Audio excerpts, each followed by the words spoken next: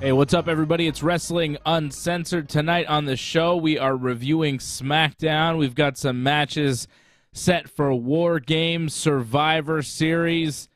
We're watching AEW Rampage as we speak. We're breaking down everything AEW and WWE. Let's get Johnny in here. Let's do it.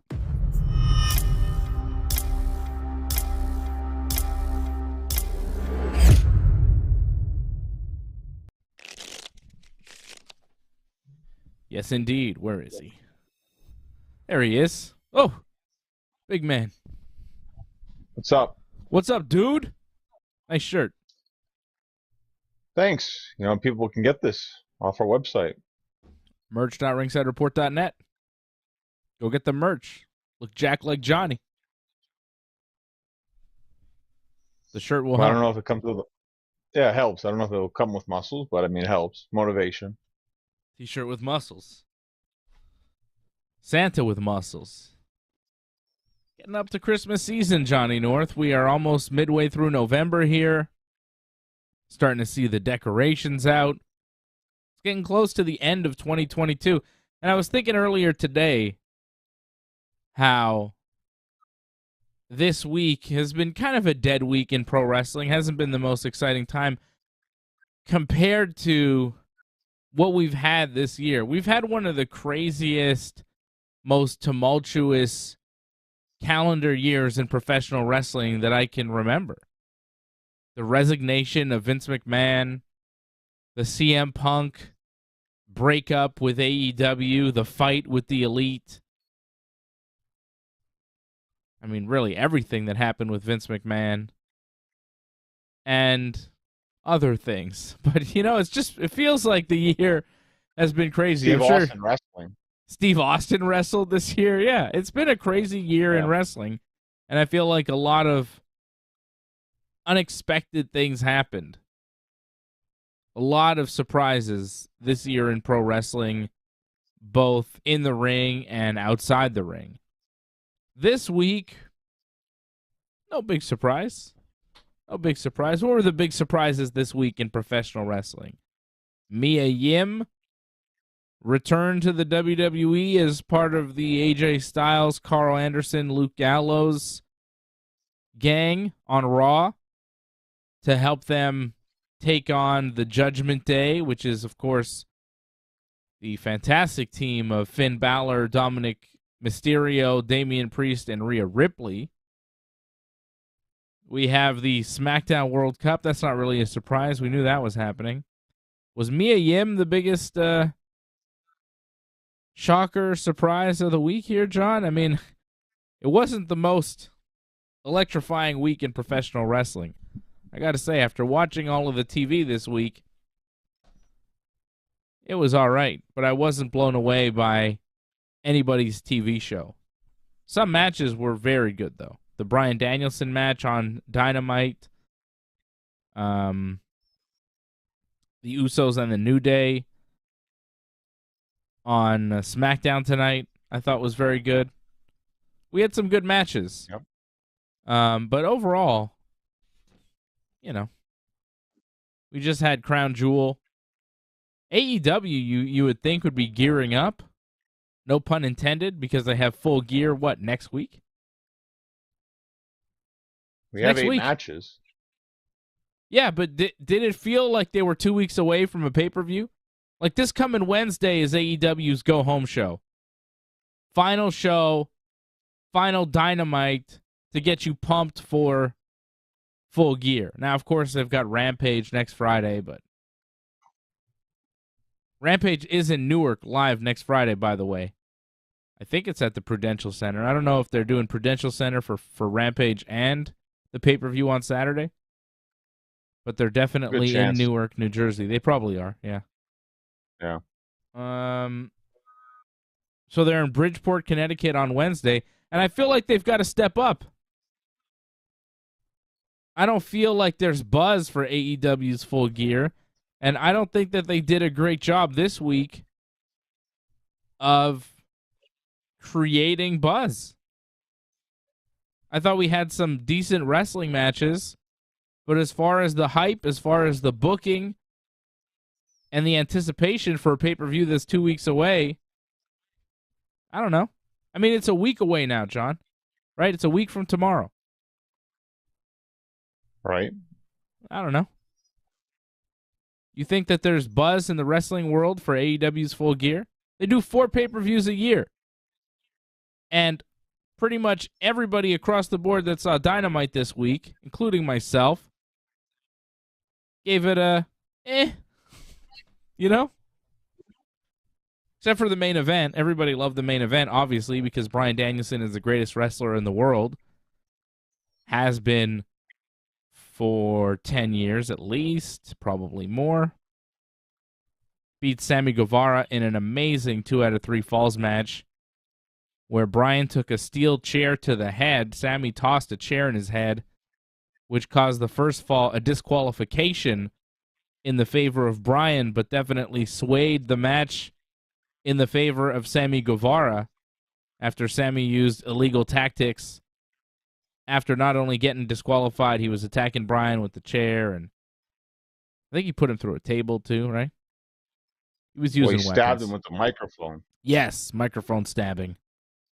And Bryan was bleeding, and Sammy beat him up for a while and then hit his finisher, the go to GTH, go to hell, I guess it is. Is that what it's? Yeah, I think so. Yeah. And then pinned him for the second fall, so it was 1-1. And Sammy hit a shooting star from the top rope to the outside that mostly missed Bryan, but it was still kind of crazy that he went to it. And then eventually the finish came when Bryan put Sammy in the label lock, and he trapped the far arm to get both of his arms trapped. And Sammy went to sleep for some reason. Well, he put him in the rings of Saturn because he transitioned it because he lost the grip in the label lock, and then he hooked his arms and put him in the rings of Saturn instead. And it looked like Sammy, he couldn't actually say he tapped. Like, I believe the announcer said he verbally tapped, like he said it. We never saw him say it, but that's what the announcer said. I thought he went to sleep. It looked like that, but the announcer said that he actually said, "I quit." Okay, that makes more sense because the submission there is on the shoulder. Right. You can't put a man to sleep with a shoulder lock. You could hurt his shoulder real bad. You know? But and I don't think that's exactly the Rings of Saturn, John. I think the Rings of Saturn is reversed. I don't know about that, but regardless, like, I mean, it's a variation. You could say whatever, but yeah, he doesn't have. I don't remember Perry Saturn wrapping the arm up in an omoplata. It was maybe more of a crossface grip, like the Benoit crossface and the traditional crippler crossface, and basically anybody who tries to do the Bryan Danielson label lock, they don't wrap the arm properly with the legs. They don't do the omoplata lock with the legs that Bryan does to trap the near arm. And by doing that, you really trap that arm. And that's a shoulder lock in itself, but Bryan just kind of grabs the head to make it more cinematic. Anyhow. Either you way, can't fall asleep. But verbal tap to that makes sense because he didn't have an arm to tap with. The match was fantastic. And Bryan Danielson, everybody's like, oh, wow, Bryan Danielson's such a great wrestler. Bryan Danielson's so good. Like, yeah, obviously. I'm not surprised. Are you surprised? I'm not surprised. It's Bryan Danielson. He's the best wrestler in the world. Should be the AEW World Champion. I thought he was going to lose, to be honest, because this was the rematch, and he won the first match. So it's like, well, yeah. Usually you lose in the rematch, especially Danielson. He usually loses more than often in the rematches. So I was a little surprised they won, but that's nice. More than likely not winning at the pay-per-view, though, but it was a good win. Good match. What was the point of that match? They just had it a couple weeks ago. A normal match. Then this one, they're like, 2 out of 3 falls. What was the point? Well, they're still feuding, right? I mean, they're in a 4-way at the pay-per-view. I think that they just like to wrestle each other, so they just kind of gave an excuse like we're still feuding, so give us another match. I think Sammy really wanted to wrestle Danielson again, so Okay. just get the most you can out of this right now. I mean, you're not going to wrestle him all the time, right? Yeah. They're going to move on from this eventually, so get the most you can out of it. I guess it was just a main event that meant nothing. It didn't make any kind of sense. Jericho is going to be defending the Ring of Honor World Championship in a 4-way at Full Gear against Danielson, Claudio Castagnoli, and Sammy Guevara. Why? Like, this seems like a tag team match. I don't understand. Danielson and Claudio are in the Blackpool Bullet Club thing, and Sammy Guevara and Jericho are in the Jericho Society. So what's the deal? Deal is they're just trying to get as many names on the pay-per-view as they can, and I guess they thought, that's garbage. But it's true. But that's I know, but that's garbage booking. You know what I'm saying? That's terrible. If the reason for this match is, well, we just wanted to get as many guys on the pay-per-view, the build to this match doesn't make any kind of sense. Why is Sammy in this? Going up potentially against Jericho? We've already established that the Blackpool Combat Club, they'll fight each other because they just love to fight. Right. But Sammy Guevara being in this doesn't really make sense. To kind of even it out, to have 2 heels, 2 faces in one match makes more sense. It's a stupid match. It should be 4 different guys from 4 different groups. They got enough groups in AEW, they could stick 4 different guys in there. You don't have to have Sammy and Claudio. If you wanted Bryan in a match, I understand. Jericho for sure. But how come you couldn't have had other people in this match? I think 4 is enough, to be honest. No, but I'm saying not these 4. Not these 4, because these 4 don't make sense. It's like a tag team match in a 4-way. You want a 4-way, 4 guys, all with opposing views and opposing interests. You don't have a champion with a backup guy against 2 guys from another group. It just doesn't make sense booking-wise, and no one cares. No one cares. It's not good. They should have Jericho, Bryan, Andrade, from the Andrade team, and then somebody else, Johnny Hungy from the Dark Order or something. Just somebody. I'm not saying necessarily those guys, but they have enough guys from enough different groups in AEW. They got so many different groups in that company. They could have chosen some other guys here for this match. It doesn't make a lot of sense to me. A 4-way with, anyways, doesn't matter. It's just a match that I don't care about. It's a Bryan Danielson match that doesn't mean shit. If Bryan Danielson wins the Ring of Honor title from Chris Jericho, whatever. If Claudio wins it back, whatever. If Sammy wins it, who cares? No one cares. No one cares. It doesn't matter. It's garbage. And it's a waste of, 2 of your top stars. You know who the 2 are. Well, it's to continue the whole Jericho against the former Ring of Honor champions. And Claudio did beat Jericho in a tag match. Sammy's not a Ring of Honor champion. What's he there for? Right? Sammy's there because Jericho said he's going to do the right thing. So more than likely, he's going to lay down for Jericho, so Jericho can escape with the championship. Okay. We'll see if it works out. It's stupid. It's a stupid scenario. I don't like it. This whole pay-per-view, not looking great. I mean, look at this thing. It's not looking great. Another match they announced this week on Dynamite. Jeff Jarrett and Jay Lethal versus Sting and Darby Allin. Is this TNA Impact? Am I watching TNA Impact? What is this company? Jeff Jarrett and Sting and Jay Lethal.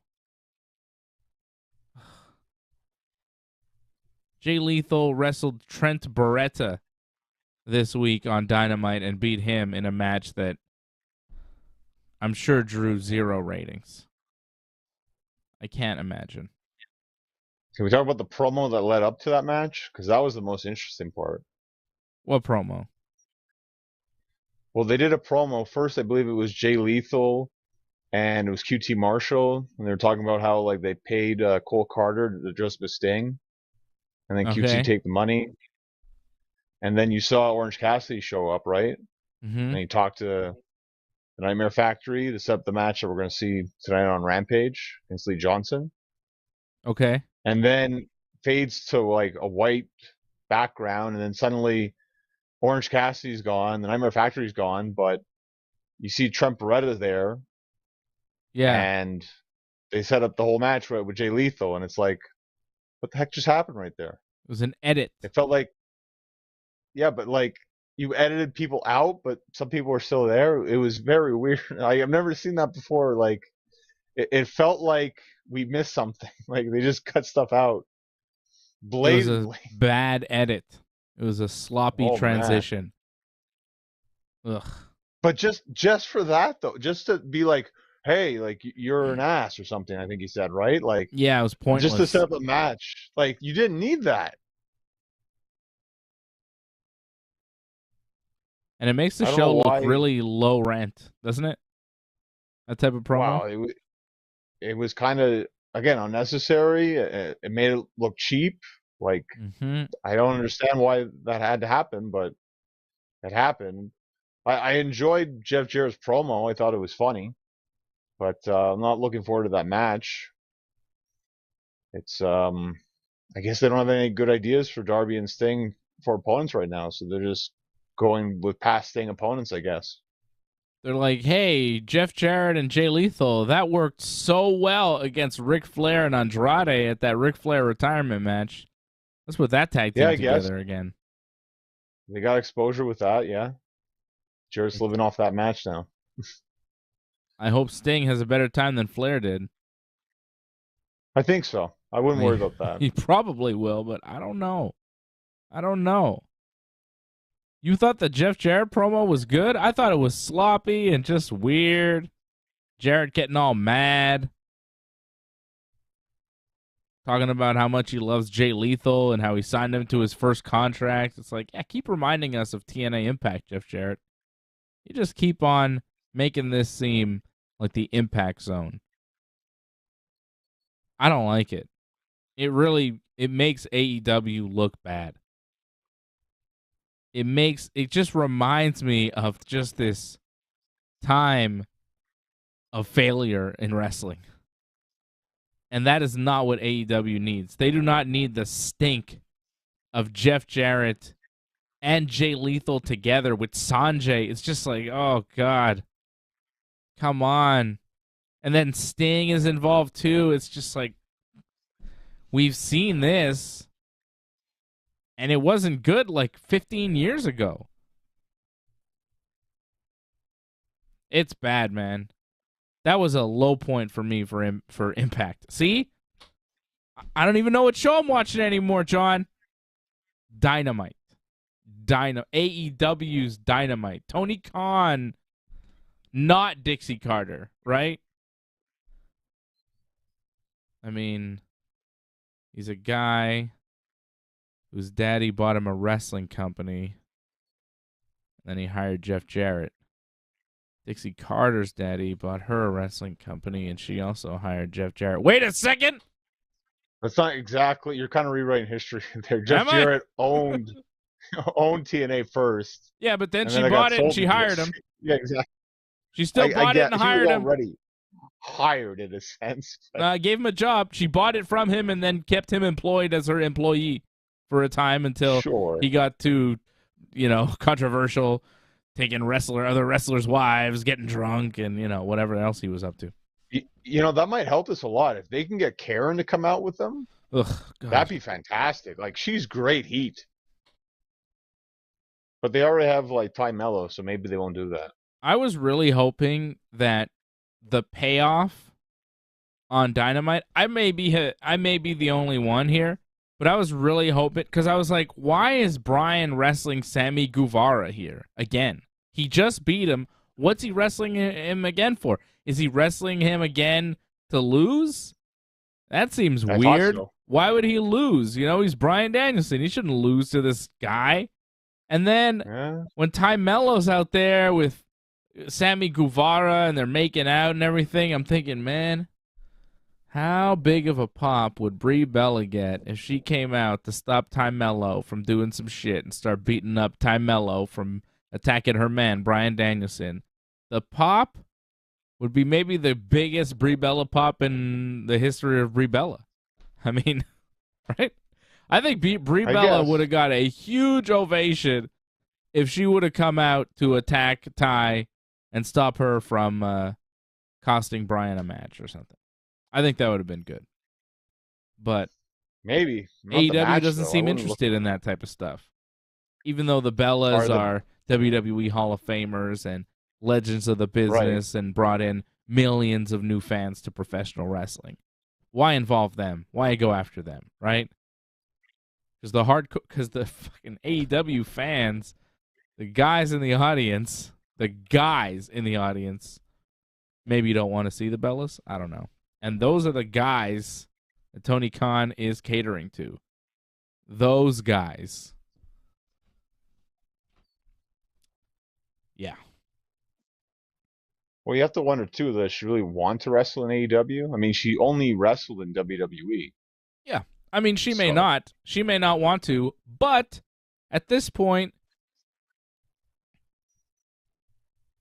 might not be a bad move. I mean, I don't know what the situation is with Johnny Ace, because her mom is married to John Laurinaitis. I don't know if they're still married after everything came out about John Laurinaitis. I don't know what's going on there. Maybe Brie Bella wants to get the hell away from WWE. I could see her going to AEW. I think it's a possibility, but I don't think AEW is going to make a strong play to get her. And they would have to pay a lot more than I think they're willing to pay, because Brie Bella's a successful businesswoman. She's doing a lot of things. She's got a lot going on.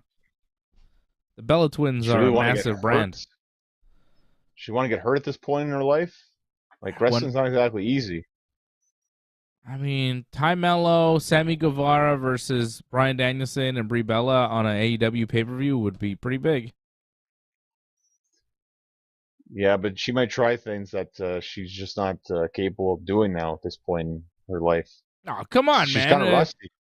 Yeah, well, what about Saraya? She's going to wrestle Britt Baker at the pay-per-view. You think Paige can still wrestle? She hasn't wrestled in how many years? She's been retired because of injuries, because of her neck being broken. And now she's going to wrestle her first match in however many years against Britt Baker, the DMD. That's interesting. That's totally different, though. Is it? Saraya, I mean, Brie at least is healthy. Brie didn't have to retire. Well, that's it. Like, she left on her own accord. Yeah. Saraya had no choice. And she fought to get back into this. And you could tell in that promo, that was an emotion. That was, to me, that was the highlight of Dynamite, was that promo this week. Yeah, it was very good. Bryan's match with Sammy Guevara was really good. It was probably my favorite bit of Dynamite, the Bryan-Sammy match, just because it was such a great match. But the promo of the night was definitely Saraya and Saraya.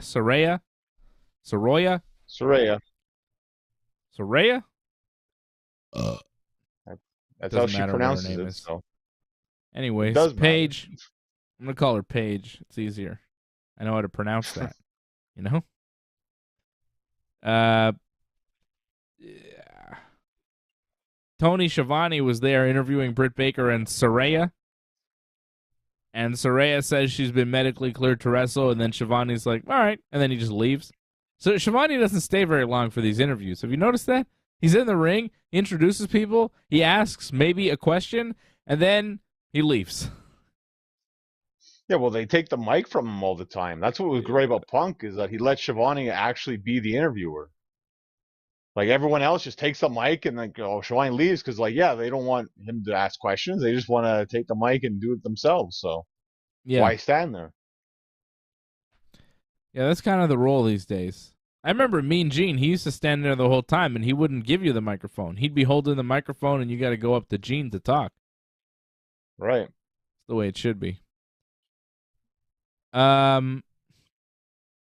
Britt Baker cut a great promo. Saraya got a great promo. Britt talking about Saraya coming to AEW and coming after Britt because Britt's the one that built AEW. And she built it from the ground up until it became a fortress that superstars like Saraya wanted to come and move into. Britt says that she's everything that Saraya wishes that she could have been. And she really gets in Saraya's face. And Saraya tells Britt that she was handed her position by Tony Khan and was fed QT's trainees and has only been on TV for 3 years, and she doesn't know what it takes to be a superstar or even a star. And the crowd didn't like that. When you start saying, when you're an ex-WWE person and you tell an AEW homegrown star that people like that they don't know what it takes to be a superstar, the crowd is kind of going to go, you know? She kind of lost them there. She got them back, but at that moment it was like, oh, you shouldn't have said that one. That wasn't a good line. Well, she was emotional. She was like crying a little bit. Like she got kind of really emotional, I guess, like when she announced that she can wrestle again. Like I think she got caught up in the moment. So she said some things that she probably, I think obviously she regrets because she said some things in error. So, but that's what made the promo good, was so passionate. Even though she screwed up a little bit. Did she say some mistakes? Because she says that she's wrestled in Tokyo Dome. She's never wrestled in Tokyo Dome. Right. And I was wondering about that. She said she wrestled at Madison Square Garden, the O2 Arena, and the Tokyo Dome. And I was like, when did you wrestle in the Tokyo Dome? I don't remember WWE running shows in the Tokyo Dome. No, I think she remember that the pay-per-view, the Beast in the East. Yeah. Where that was. I think it was in Sumo Hall, I think it was. Maybe. Yeah, I think she's thinking that, or she was thinking that was like Tokyo Dome, but that wasn't Tokyo Dome. So, But you know, when you get like fired up like that, you're gonna make mistakes. It happens. Yeah, I mean, she talked about suffering public humiliations. We all know what she's talking about there, and a drug problem, and all sorts of stuff. And she sacrificed her neck for the wrestling business, and she's been paving the way for women in the wrestling business since before Britt even started to wrestle. And then Saraya says that she's ready, and then she's going to wrestle Britt at Full Gear, and then Britt has nothing to say. Britt is speechless. It was great stuff from Saraya. She was really intense, really personal, really emotional. And it was good. It's good to see that real emotion on TV. Brings realism into the match. Britt made some good points. Saraya made some good points. I'm interested in the match to see how AEW books it. I'm not expecting. Yeah, that's interesting. Yeah, I don't know what kind of match this is going to be. Just because Paige has been gone for so long, I don't know what kind of match she's able to put together now. Hopefully good, you know. When she was healthy and wrestling, she was very good. So hopefully she's able to resume that level with Britt Baker. But Britt is just kind of one of the top stars here in the company and such a big name, and this is a big match for her. But I can't help but feel like Saraya's first match back, she's got to win. That's my feel on it. Yeah.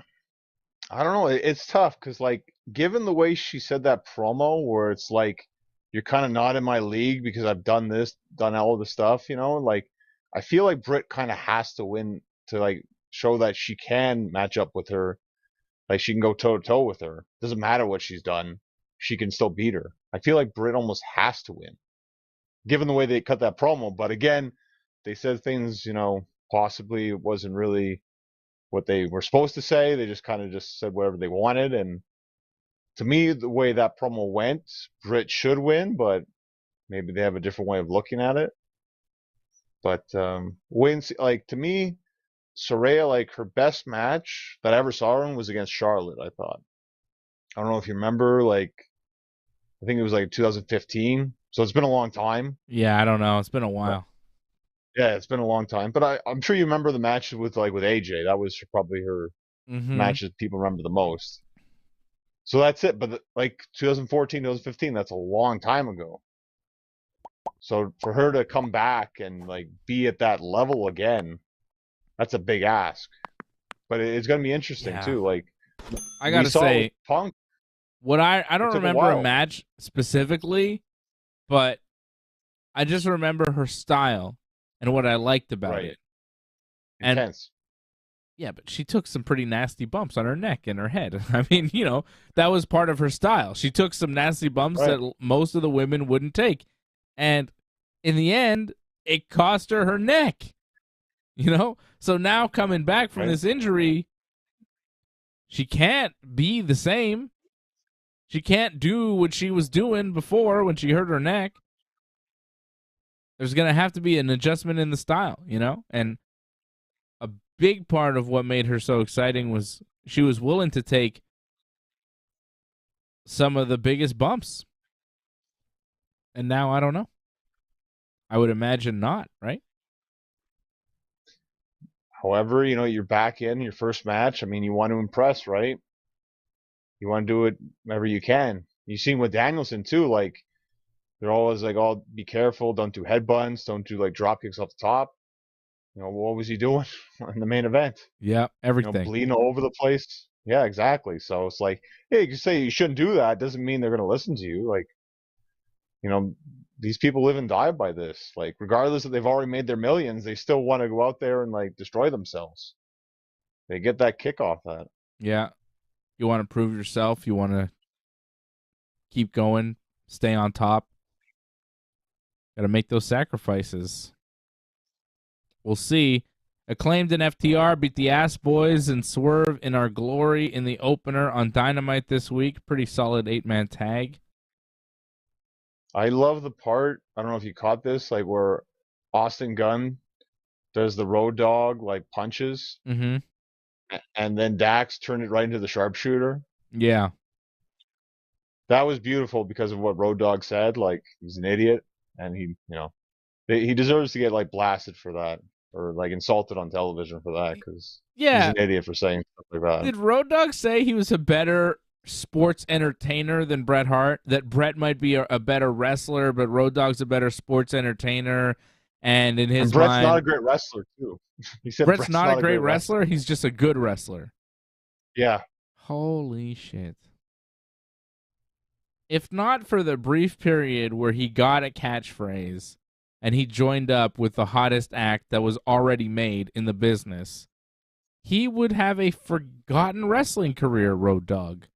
Road Dogg. This guy was the roadie until he hooked up with Billy Gunn. And then if Shawn Michaels doesn't break his back and go away after WrestleMania 14, Road Dogg probably doesn't have a career. Road Dogg isn't a Hall of Famer. Road Dogg doesn't join DX because they don't need him. The only reason Road Dogg was ever over was because he was in DX. And the whole time he was in DX, he was so drugged up, he was barely useful. He was the weakest link in that group. Triple H, X-Pac, Billy Gunn, Chyna. Road Dogg was beneath all of them. In the ring, I mean, I guess he was better on the mic than Chyna and Billy. Maybe Pac, I guess, but it's close. Not Triple H, though. And not Bret Hart either. Yeah, he said Bret was a good promo. Like, that's not true. Like, Bret was a good promo. Bret was a great promo. At the right time, in the right moment, Bret was a much better promo than Road Dogg. Bret Hart has classic promos, legendary moments on the microphone. Road Dogg has zero. Road Dogg has ladies and gentlemen, boys and girls, children of all ages. That's what he's got. Brett's got promos upon promos of legendary status. El Dandy's a great wrestler. Even that. Classic. And that was in WCW. Shaped like a toilet bowl. I love that one. Thank you for allowing me to still be your hero. You know, when he's in Canada? That was the best. Yeah. We're in the Oilers best. Jersey, I think. Proud to be from Canada, where we still take care of our sick and our poor. Not like those bastards in America. Our women are prettier. Oh, yeah. It's just those promos ripping the States and like pro-Canadian. I don't think Americans get how much we pop for that. Like, that shit is our favorite. It was, for its time, it was amazing. Oh, it was so good. Brett was so good. Brett, I can't believe Road Dogg would compare himself to Brett, say he's better than Brett in any kind of aspect of professional wrestling. What? That's crazy. An idiot. I mean, if you didn't know Road Dogg was a moron by now it should be very clear. Even if you agree with him on his ridiculous political stances that he puts out there on Twitter for some reason. Well, what's his political stance?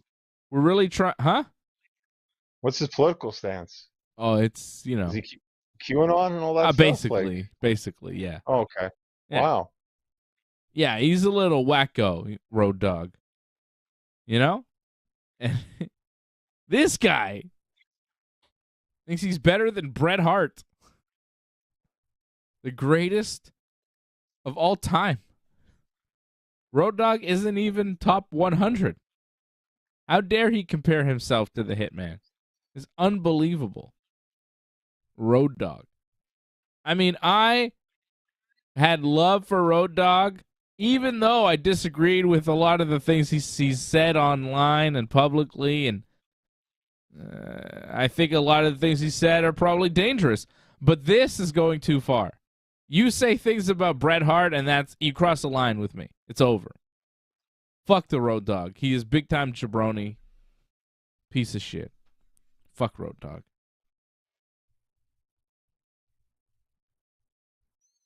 Well, this came out because of Survivor Series, right? Because it's the anniversary of the screw job, so 25 years. Everyone has to. He had to bring up something about Bret, I guess, and I guess something that kind of irked him a little. So he's got a podcast, so he's got something he's got to say about that, get people talking. So it's not a podcast I would listen to. Stupid opinions. Thinks he's better than Bret Hart. What? It's ridiculous. It's ridiculous. Fucking Road Dogg. It's like I always say, man. Everyone's entitled to their wrong opinions. Yeah, I guess. 25 years since Survivor Series, John. Were you there? I was there, yeah. I was there, too. I feel like every wrestling fan that I know that I've talked to was there. I'm like, how are we all there? I don't understand. How did that work? We all looked very different back then. I think I looked mostly the same, but I'm sure you were very different. No facial hair. I was a child. Exactly. So were you. You were pretty young. Yeah, but I still had long hair back then. Yeah, I guess. I was a kid. My mom brought me and my brother, so that's how young we were. Like I was maybe 11 or 12. I think I just turned 12. So you had the blonde hair back then? No, not yet even. I was too young for that. Not yet, okay. Still. I think I just turned 12 years old. So I was pretty young in 97. Survivor Series. And, it was crazy. Crazy it's been that long. People can't forget. WWE's coming back. They're doing a pay-per-view here in February. And SmackDown. Yeah. We're watching AEW Rampage right now. I think we have a main event. It's Orange Cassidy defending the All-Atlantic Championship against Shotty Lee Johnson. That's the main event? Well, because Ricky Starks versus Archer isn't happening because Archer attacked Ricky Starks. So does Archer just advance in the tournament now? I don't know what's happening. Apparently they're saying Ricky Starks isn't able to compete, so the match, if it happens, is going to happen next week. I don't know if there's some sort of injury with Ricky Starks and they're covering it up, possibly, but we'll find out next week. Ethan Page advanced in the tournament to the semifinals, beating Eddie Kingston. All right. Nice finish on that match. The Razor's Edge off the top. Very impressive. Yep. Very impressive. Hell of a bump from Eddie Kingston. My God. Whew. Looked like it hurt. I had no problem with that. Like, I know it was like, oh, how can Ethan win that match? I mean, that made a lot of sense. Practically had to kill him. So that was good. Well, the winner of this tournament gets a title shot, and it seems like MJF is the next champion when he beats Jon Moxley at this pay-per-view next week. And then Moxley maybe goes away for a bit, and MJF is going to need a new opponent. And it seems like MJF is feuding with his former group that turned on him, The Firm, and Ethan Page is like the lead member of The Firm. So it just seems obvious, you know? This whole Firm thing is happening in the background of MJF versus Moxley, but it's clearly happening. There was a Stokely Hathaway promo about MJF and how he's going to get him in the future. I mean, they're planting the seeds, and it's pretty damn obvious. They're not even trying to hide it, you know? It's like, Ethan Page is probably next for MJF, guys. And Ethan Page is also in a world title tournament. And isn't it weird? MJF has got a world title match. And he's turning babyface. Strange. I wonder what's going to happen. Like, come on. Right, but we got Ethan Page versus Ricky Starks in the finals. As long as Ricky makes it there, like, yeah, I could see he could possibly win too. I mean, they're pushing him decently. Like, to me, he's the kind of guy who could face anybody, face or heel.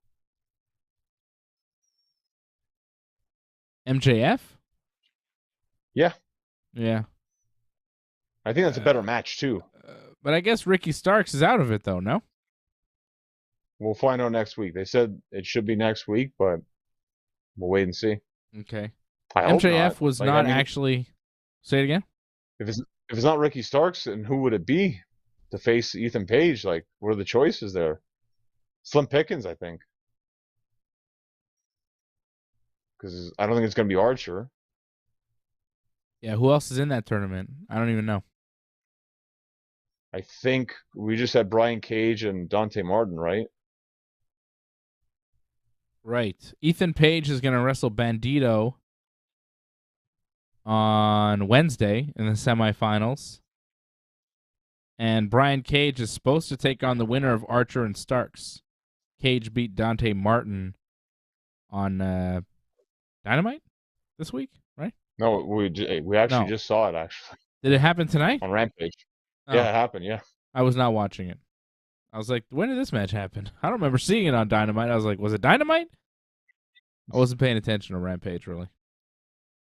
Why is that guy dressed like the Godfather? Nick Comoroto? Yeah, he's got like a Godfather hat on. What's the deal? Yeah, I guess he's like slick Nick Comoroto now or something like that. Or he's got like personality for whatever reason, just randomly. Okay. I don't keep up to date everything with the Nightmare Factory, but that's happened. I've seen that bits and pieces when I watched Dark, Dark Elevation. Jon Moxley cut a promo in the ring with William Regal, talking about his history with Regal a little bit, and then he talked about MJF and how MJF isn't really the bad guy that he pretends to be, and he's going to make it a rough night for him at Full Gear. And that was pretty much it for MJF and Moxley.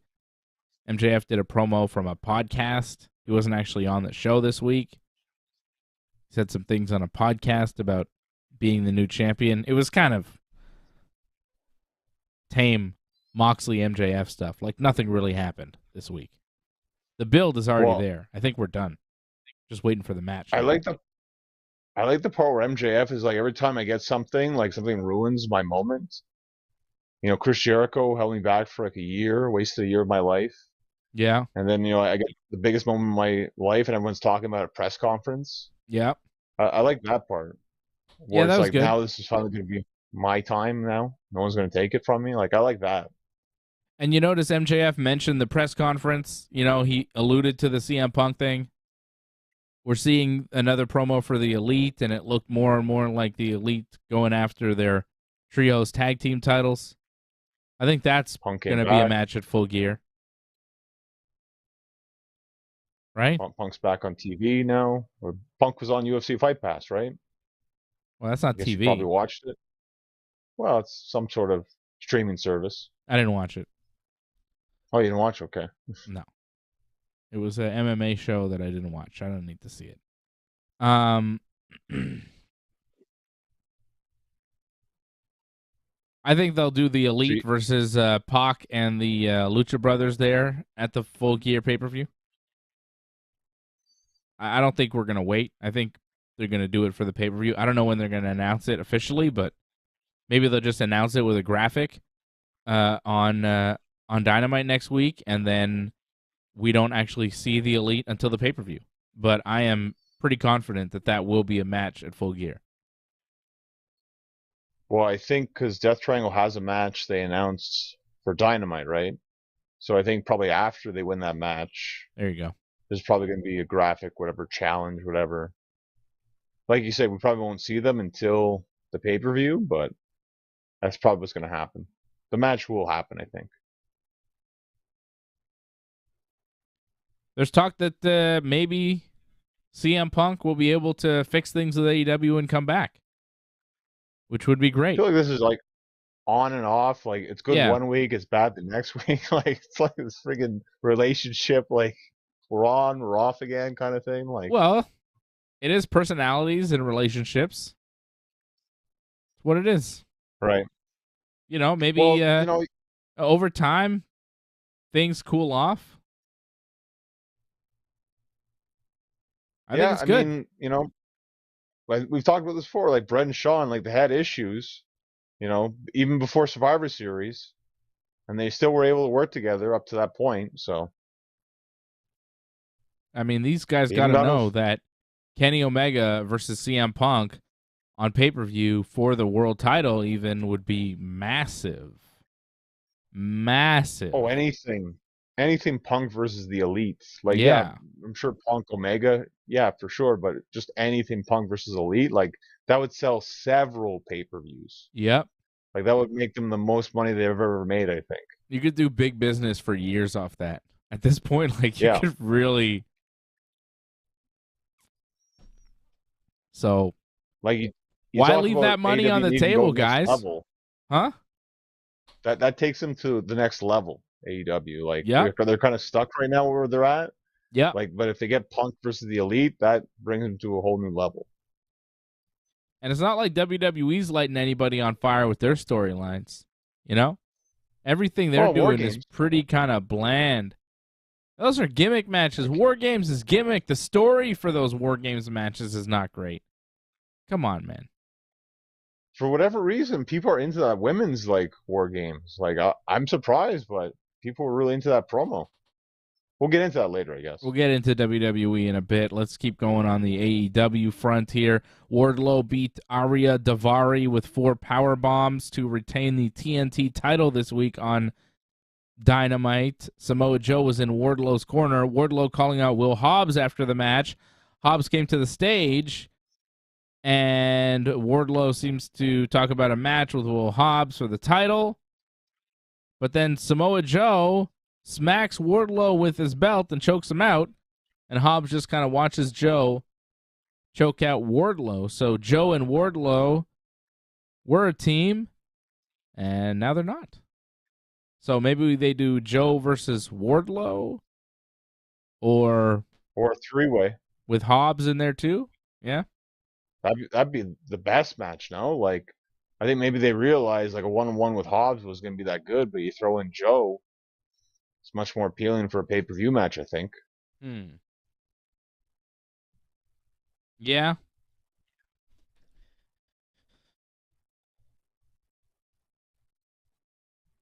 It's a big 3-way, by the way, too. Three big guys right there. Yeah, the match could be good. Yeah, the match could be good. It's Joe turning on Wardlow.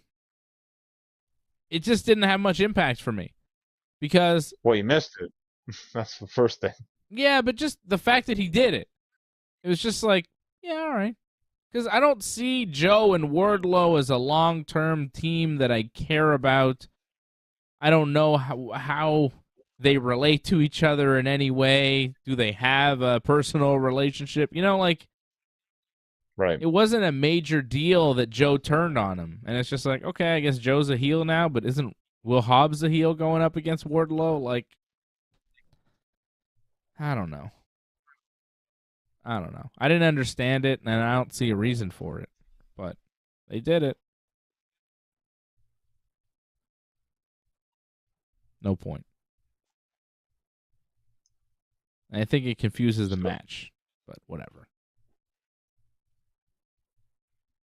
So, Rampage is ending here, and it looked like Cole Carter had broken away from the Nightmare Factory, but to join the Best Friends. But I guess the Best Friends just took him down with a big powerbomb to end the show. Why? I know you don't really care that much or whatever. Who the hell is Cole Carter? Well, we saw him on Dynamite. Remember, he got the payoff for being dressed as Sting, but QT took the money. So I think he was getting back at QT for taking the money. The Nightmare Factory is a group of jabronis. I don't care about them having storylines. They shouldn't have storylines. They're all jobbers. Lee Johnson, Aaron Solo, Nick Camarado, even their leader, QT. I mean, he's the biggest jobber of them all. It's his job group. And they're feuding with another semi-job group in the Best Friends. And that's the main event of this television program. Terrible. Boo. Jobbers. Jobber bullshit. Of no consequence. You know I'm right, too. They're all I'm not disagreeing with you at all. I'm not disagreeing with you that it's not high-level AEW. Why are we wasting our time with that bullshit? What's the point? Cole, Camarado, whatever the hell their name is. What's his name? They made Orange Cassidy... Cole Carter. I keep thinking Cole Conrad. Cole Conrad was a fighter. Good fighter. But they made Orange Cassidy a champion, and they got to push that now, that he's a champion. So maybe they don't need too many championships, but that's another debate. That's another story and all that. But this is the result of that. They're trying to, piggyback off Orange's popularity. He has it. He's got fans. We may not be his fans, but people seem to like him, so they're going to push him as the top guy of the second show, at least. Wow. I don't dislike Orange Cassidy. I just don't love him, I'm not a huge fan. It's not like I see him, I'm like, this guy, he's terrible. He has good matches. His matches with Pac were good and everything. He's all right. He's pretty good, Orange Cassidy. He's not the worst. But I don't. Ospreay was good too. Yeah, but I just, against the right opponent, he's really good. But against the wrong opponent, I don't need it. Well, Lee Johnson, I'm sorry, they didn't build him up enough to make it a credible fight. That's the problem. Lee Johnson is a jabroni. He's a jobber. They got to build up their guys better. That's the problem. Even their secondary, regardless of the secondary show, they got to make their guys seem like they're more threats. They have the roster to do it too. I don't know why they don't use it to its full extent. It's very puzzling. I saw Johnny Hungy on the show tonight. What was he doing? Yeah, I think helped Bandito win his match against Roosh. Yeah, Johnny Hungy doesn't like Roosh for some reason. Because there's something going on with. Didn't he call him a Roosh bag? Something. I forget exactly, but there's something going on. He said with Roosh bag. Yeah, he said Roosh bag. Yeah. They did a promo this week on Dynamite. Hungy called Roosh bag. That was pretty good. Hungy versus Roosh? I think probably Dark Order against Roosh's group, probably. Not Not as good. More That Johnny sounds like a Hungy pre-show solo match. shit. Yeah, I guess. Buy-in, I think. Yeah. All right. That's pretty much AEW at this point. Pay-per-view is next week. We'll do a pay-per-view preview next week and the post-show after AEW's Full Gear. Moxley versus MJF for the AEW World Title. The Acclaimed defending the AEW Tag Team titles against Keith Lee and Swerve. AEW World Championship Eliminator Tournament Final, with the winner receiving an AEW World Title match at Winter is Coming in December. Huh. Yep. Tony Storm. Whenever that is. Huh? Say it again? What date is that exactly? I think it's like December 14th. Yeah. So not too long after the pay-per-view. Very interesting. About a month. Yeah. I mean, to build it up, though, I mean, it goes by pretty quick. I mean, unless they actually use the Dynamite Rampage fully, well, this which is why, I don't know if they will. This is why they've already started building it up, because it's going to be Ethan Page. See what I'm saying? Yeah. It's going to be Ethan Page and MJF, so they've already started building that up for Winter is Coming a month after this pay-per-view, right? The build has begun. Right. That's why going into this pay-per-view, you kind of feel like, yeah, I know what they're going to do here. Like, the main event is the most compelling match, Moxley and MJF, but everybody pretty much assumes MJF's going to win the title. Though, to be fair, like, sometimes we see it one way and AEW goes the other way, so they're not exactly 100% accurate. Like, I mean, maybe 70%, but then sometimes they throw some different results. Like, you didn't see Will Hobbs beating Ricky Starks, but it happened, though. There's just things like that. It's like, they can change it up. Mm-hmm. You think Jamie Hayter can beat Tony Storm for the interim AEW Women's World Title? It's not impossible. Like, they love to do this whole thing where people get popular, they put titles on them. Yeah. Acclaimed. Like, I could see it with Hayter. I think it's too soon. Like, that's what the great thing about the Acclaim. They didn't do it right away. The same thing with Hayter. Don't do it right away. I think finish the thing with Britt Baker first, then put the title on her. But maybe they won't. Maybe they'll just hotshot the title right on her right away. I think Tony Storm probably retains, but we'll see. Jericho, Bryan Danielson, Claudio, and Sammy Guevara for the Ring of Honor title. Jade Cargill and Nyla Rose for the TBS title. Yeah, Jade's going to win. Well, yeah. Britt Baker versus Saraya. It's interesting.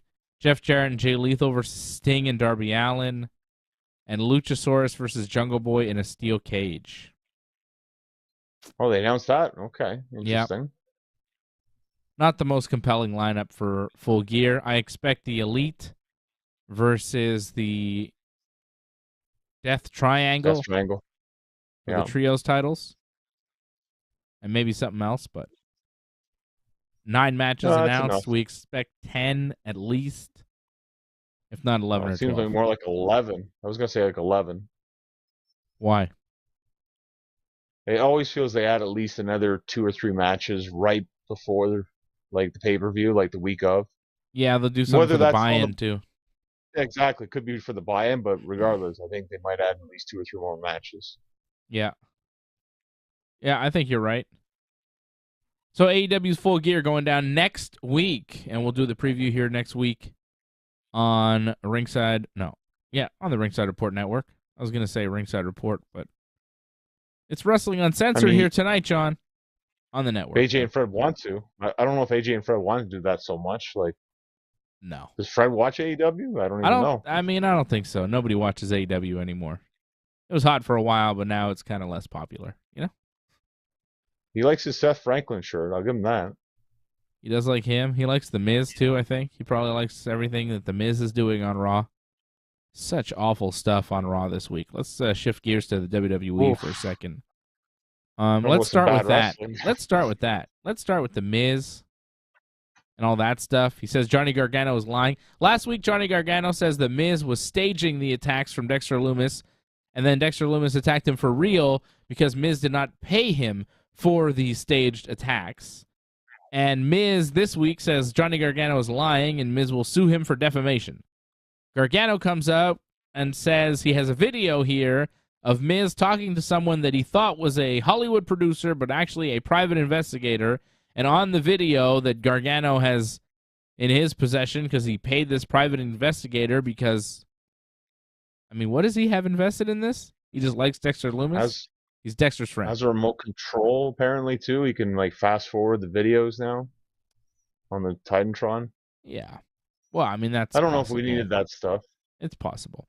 But, so Miz is admitting... Anything?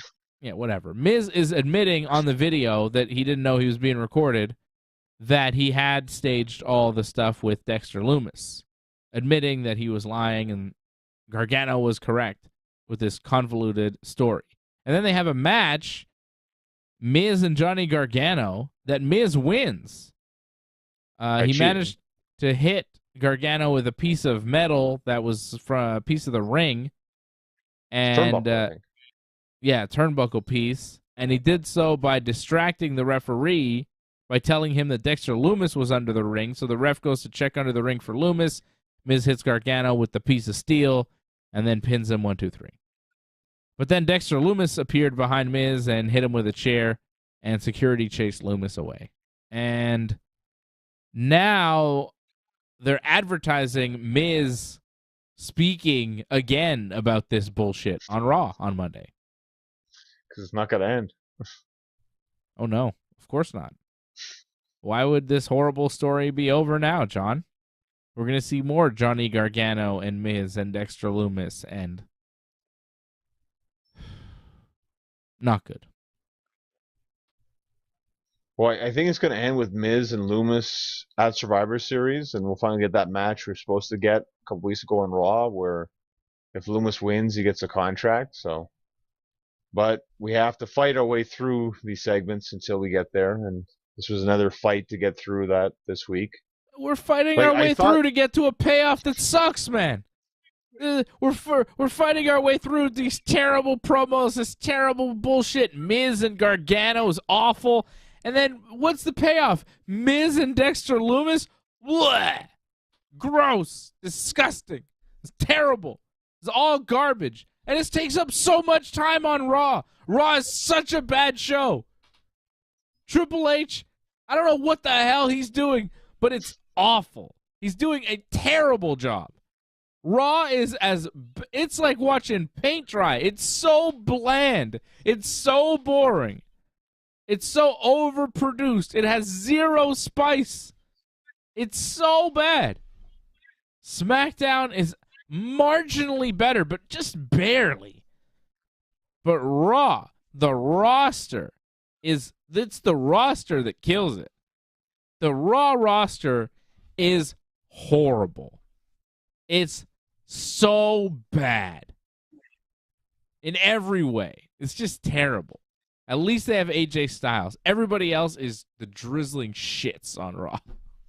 I mean, I'm not serious. There's some better guys out there, but AJ Styles is obviously the best guy they have. But man, is the Raw roster bad. I mean, look at what we had to sit through here on Raw this week. At least, I mean, we have Usos and New Day doing a good, serious promo to start the show. Whoa, wait. Like, it started good, and then it tanked. And then Matt Riddle showed up. Exactly. Stupid Riddle shows up and ruins a good thing. They started off great. You have two serious tag teams, two legit Hall of Famers, New Day, Usos, legends, rivals. They're talking about their history. And Woods cuts a hell of a promo about sacrifice and pressure and having to make their way into the WWE and sitting at catering, not knowing if you're going to get fired, and making things happen with the New Day and making it a group that was doomed from the start, but they turned it around and made it a legendary act. Woods telling the Usos that they wouldn't be there if they didn't have their family paving the way for them, making it much easier. And Kofi talking about the tag team record and what it meant to them and how it reminds them of a time maybe the last time where the New Day was complete. The talking about injured Big E. I mean, the emotion, the reality, man, I felt it. I felt that moment from Woods and from Kofi and even from the Usos defending themselves. I thought that promo was brilliant. And then Matt fucking Riddle comes out and ruins it. Makes a mockery out of the whole goddamn thing. Fucking Riddle. Hey, man, you want to hit my bong? It's a bongo. He's got bongos, and he's asking people if they want to hit his bong. I don't know who thinks this is funny, but it's not me. It's fucking stupid. Hey, man, you want to hit my bong, dude? It's offensive to me as a guy who smokes weed.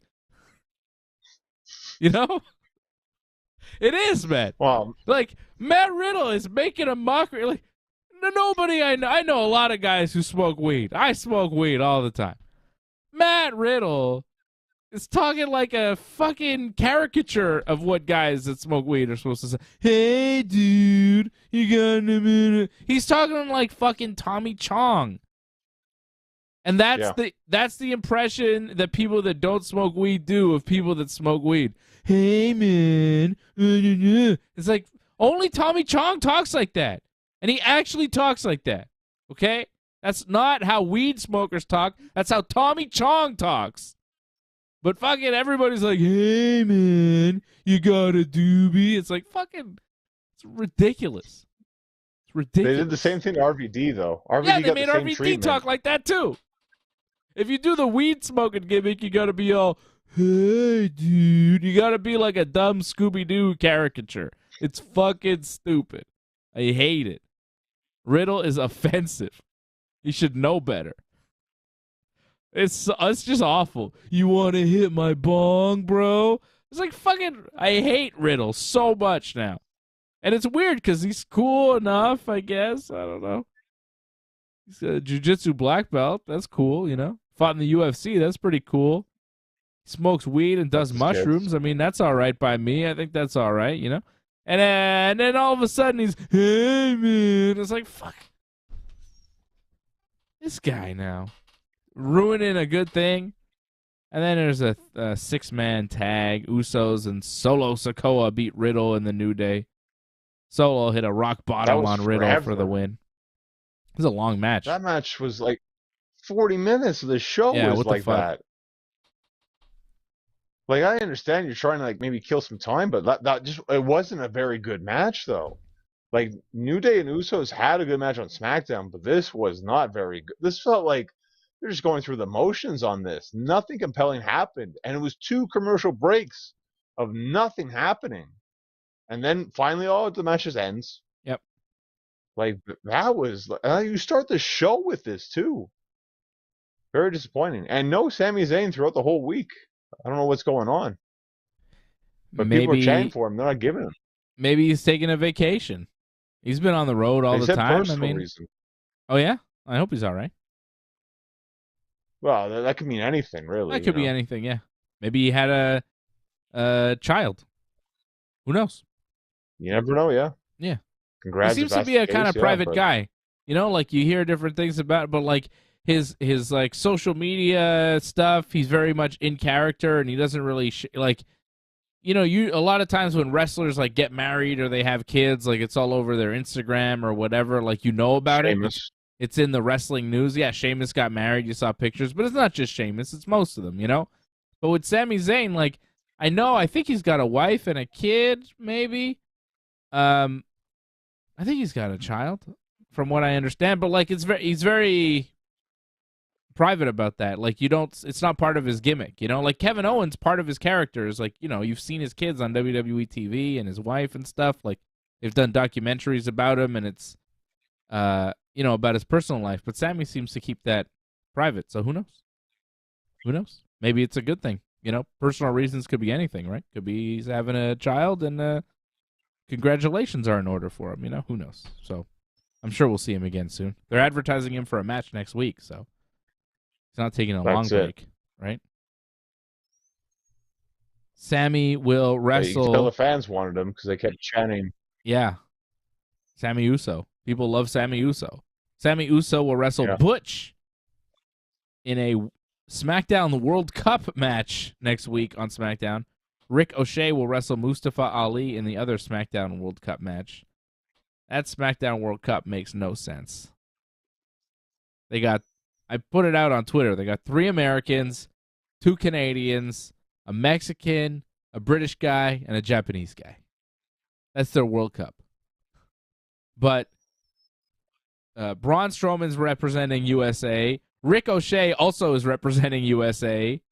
Mustafa Ali, though born in America, is representing Pakistan.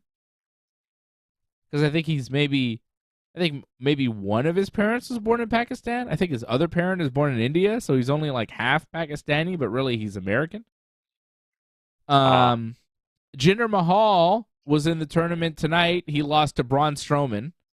And Jinder, despite being born in Calgary, Alberta, Canada, Jinder's Canadian. In the World Cup, he's from India. Well, in WWE, he was never acknowledged how he's Canadian, so I'm not surprised by that. Sami Zayn, despite being barred from Saudi Arabia for having Montreal Syrian heritage, right? You know what I'm saying? Like, apparently MVP's banned.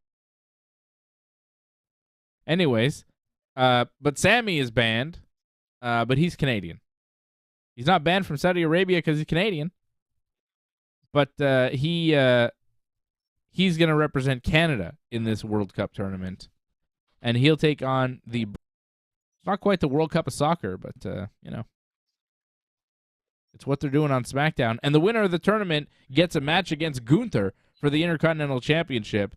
And tonight on SmackDown, Ricochet was doing a promo, and Gunther approached him and says, "Oh, I hope you win so I could beat you up again." Gunther doesn't seem to have beef with anybody else. Makes me wonder, is Ricochet winning this tournament? Well, because the winner would face him at Survivor Series, right? Yeah. And Sammy more than likely is going to be in War Games. Yeah. So, yeah, I can't see anyone else but Ricochet winning. I mean, maybe Braun, I guess. We talked about that, I think. Braun against Gunther, like, that could work. Especially the Ricochet against Braun, because they have heat with each other, apparently. So that could be interesting if that happens. I think Braun might be in War Games. Really? He'd take the last... I would think Kevin Owens would take the last spot. But okay, interesting. Oh, Kevin Owens. I didn't think about him because he hasn't been around in so long. But that's a great way to bring him back. Yeah. No, it is. But Braun in War Games would be pretty good, too. Yeah, that works, too. I mean, you can't go wrong either way, I think. Well, I think Kevin's better, but it works either way. It's not a bad way to start Braun Roman down the road, you know? Started in War Games. Let's remember, like, this is War Games, but this is WWE War Games, so they don't have, like, a top. Like, it's going to be open cages. Yeah. So they're going to want to do high-flying stuff. Kevin's better at that stuff than Braun, so it's probably better not to put Braun in the match over Kevin. They definitely set it up, though, tonight. It was Roman Reigns and the Bloodline in the ring for a promo. Heyman cut a promo for the Bloodline. Talked about the Usos and the New Day not really being a rivalry because New Day can't compare to the Usos. Roman starts saying something to the Usos, like he's got bad news for them, but then he got interrupted before he could tell the Usos what he had to say. Didn't it seem like Roman was going to say something bad to the Usos? But then Butch and Rich Holland showed up. Yeah. But Roman likes to do that little thing where it's like you think he's mad, but he's actually not mad. Like, he thought he did that whole thing with Sammy, like, take off that shirt, but then gives him a brand new shirt, Yeah, that's true.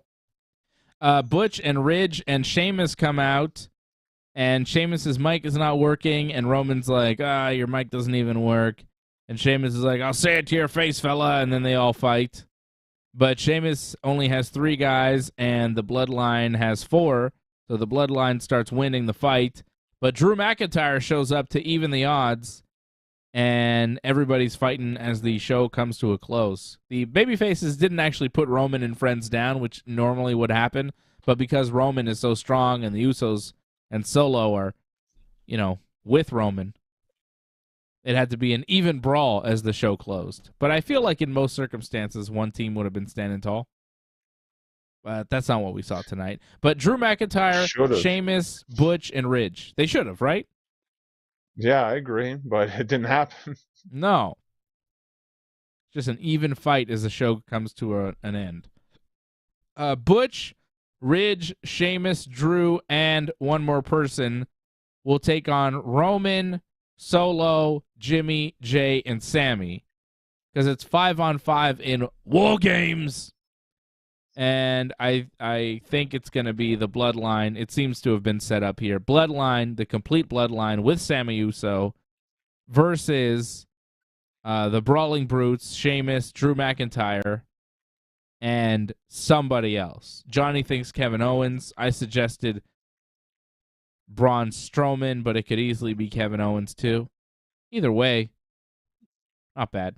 I think it makes sense to put the Bloodline in this War Games. Feels like the whole concept is designed for them. They're a 5-man group.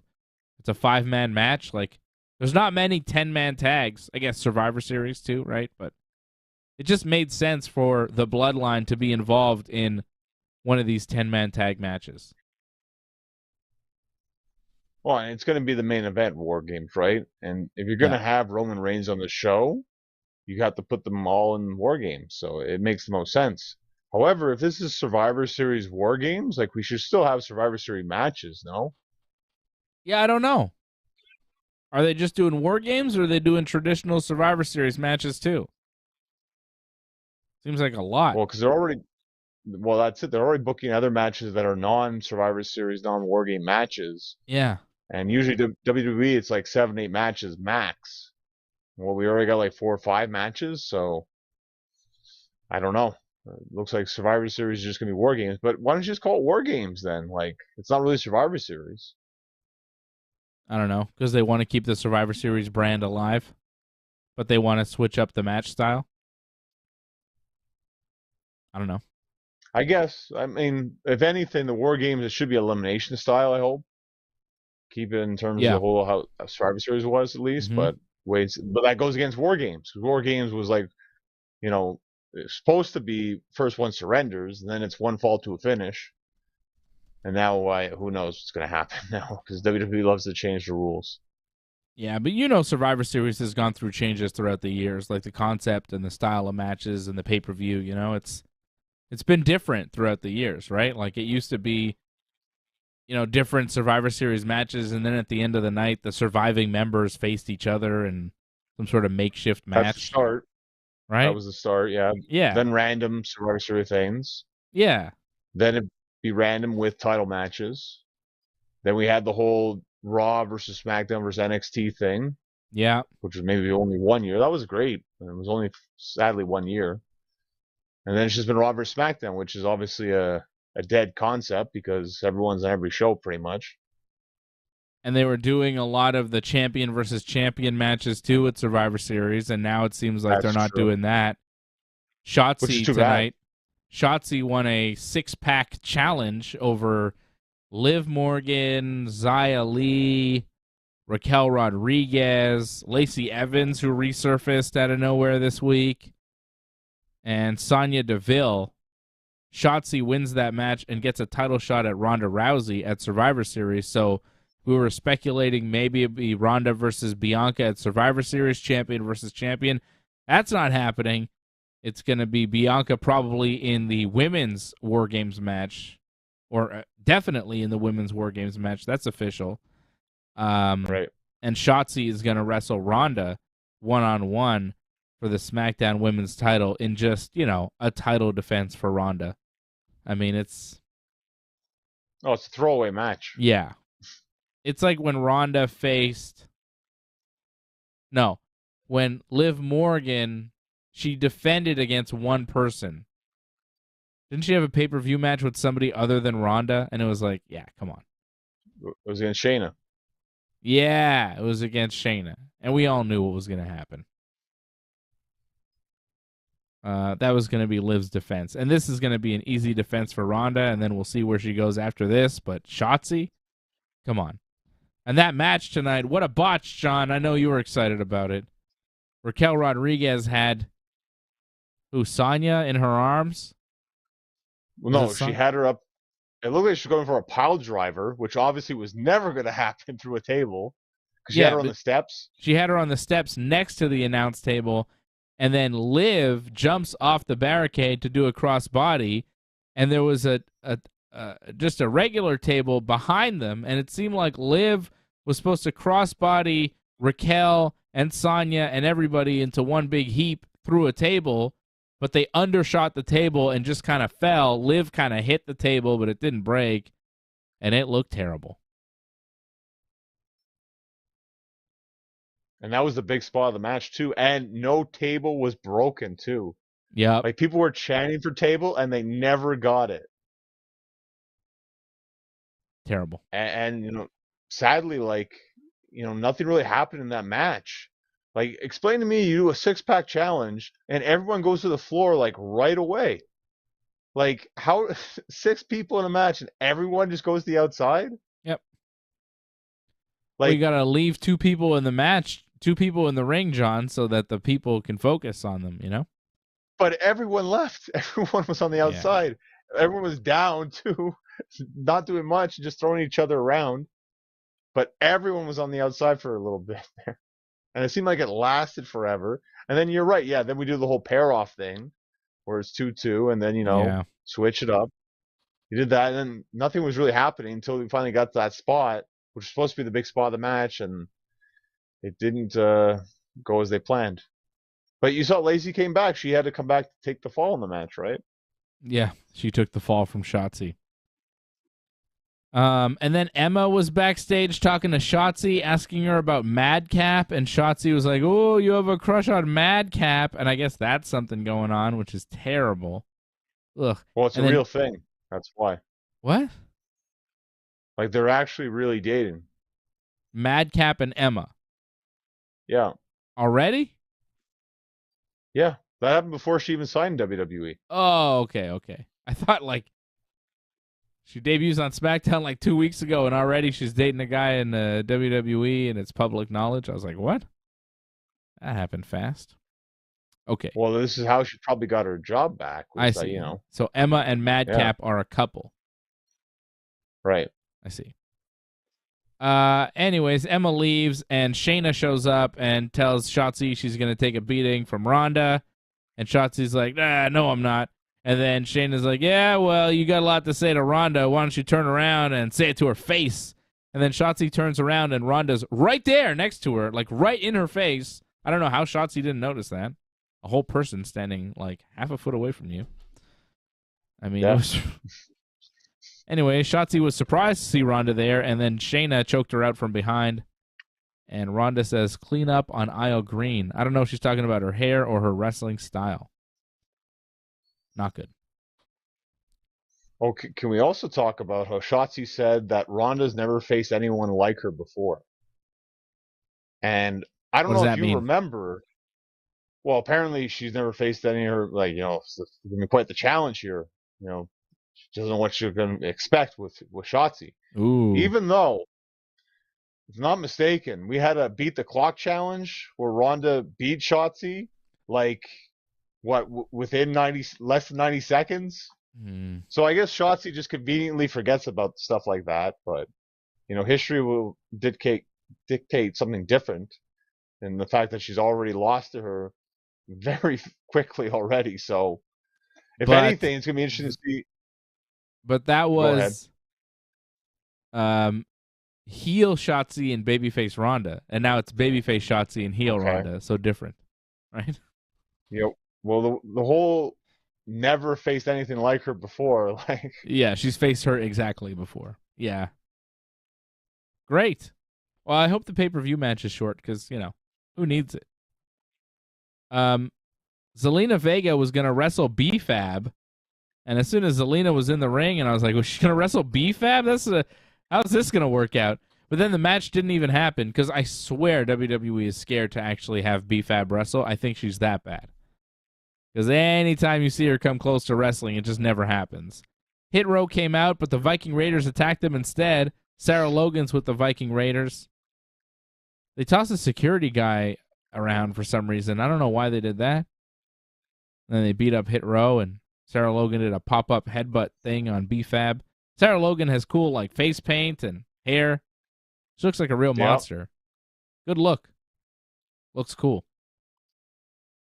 Well, I think she's supposed to be like a character from the show Vikings. You've never seen it before, but she kind of looks like a character from there.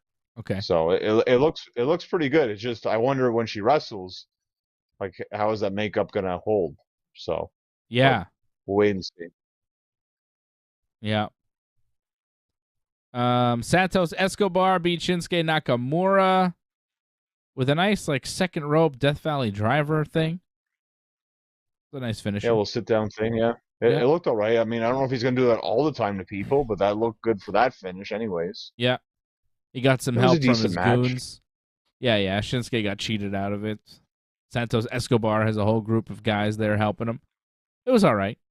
It was fine. Not as good as the opener. Usos beating the New Day with a top rope 1D on Kofi to retain the tag team titles. Great match. Match of the night on SmackDown for sure. By far. The only problem, besides the whole, like, they don't use the tag rope, but the only problem was really Michael Cole didn't realize that was the finish. I don't know if you caught that or not. Like, no. He was like, oh, something happened there. And then, like, oh, it's over. He didn't seem to realize that was the 1D. That's weird. Because, like, it happened in midair. And I don't know, maybe he wasn't looking at the screen right or something, but yeah, it seemed like he kind of missed the finish almost. Well, I thought it was a nice finish. Nice finish. Good match. Good stuff. And the Usos now will break the record officially on Monday. They'll be the new longest reigning tag team champions in the history of WWE, beating the New Day's record. Yeah, I know they pushed the whole thing like, oh, New Day's trying to protect their legacy. Like, their legacy isn't, like, gone. Like, they still had that record. It still happened. Like, if anything, it's an amazing accomplishment that the Usos beat that record. It just shows you how great the Usos have done with this reign to beat another great reign. Mm-hmm. But it doesn't take away from anything the New Day did. They still accomplished that, and that can't be ever taken away, really. And 2 out of 3 members became WWE champion off the strength of that group, right? Exactly. Usos can't say the same. They did a lot of amazing, and they're still doing great things. Like, It's not like, oh, it's the end of the New Day now because of this, you know? Records are meant to be broken. It doesn't feel like the same thing without Big E. You know? I always felt Kofi and Big E was the best pairing. I don't know about you, but I always felt that they were the best. But it's just they were the ones in the Hell in a Cell. But just the 3 of them together. You know, that's New Day.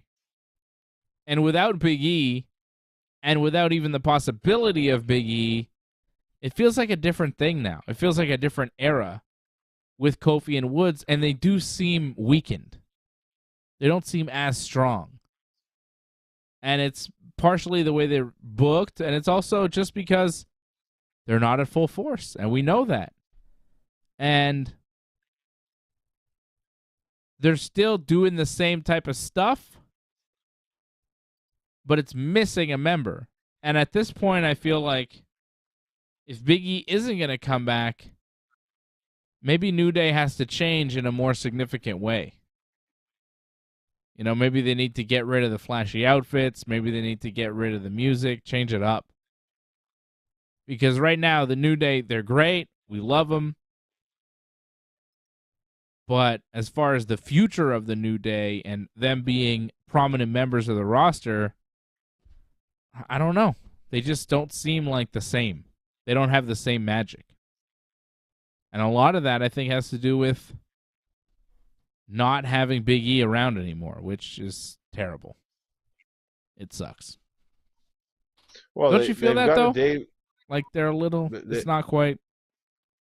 Yeah, but it's also just the way it's kind of meant to be in a sense where I mean, it's too bad what happened. Big E getting injured, but like, Big E was supposed to be a single star. That was the original plan. So them being a tag team, like this was supposed to happen like this. They were supposed to be on separate shows, but then injuries happen, and then Big E got pushed back, and then another injury happened, and then we get the team the way it is now. It's unfortunate the way things worked out, but like they're still a decent like team together though, and there's still a lot with them with the Viking Raiders. That wasn't really kind of done. Like they had the match, but the Viking Raiders just disappeared after that. So I feel like there's more they can do there. They can still help like the tag team division. They're not, just because they're not tag team champions doesn't mean that they're kind of like useless as a tag team. There's still a lot they can do. They're still the New Day, right? Yeah, Still I just the think most recognized tag team. Maybe they need to change it up a little bit. Like something needs to be. Like I like the serious approach that they had in that promo on Raw, and I'd like more in that vein. I agree. LA Knight and Bray Wyatt seem to have a thing going on. They did a little promo. LA Knight was being interviewed, and Bray Wyatt interrupted him. And Bray's talking less and less like a real person and more like a freaky character, right? Tonight's promo was all freaky.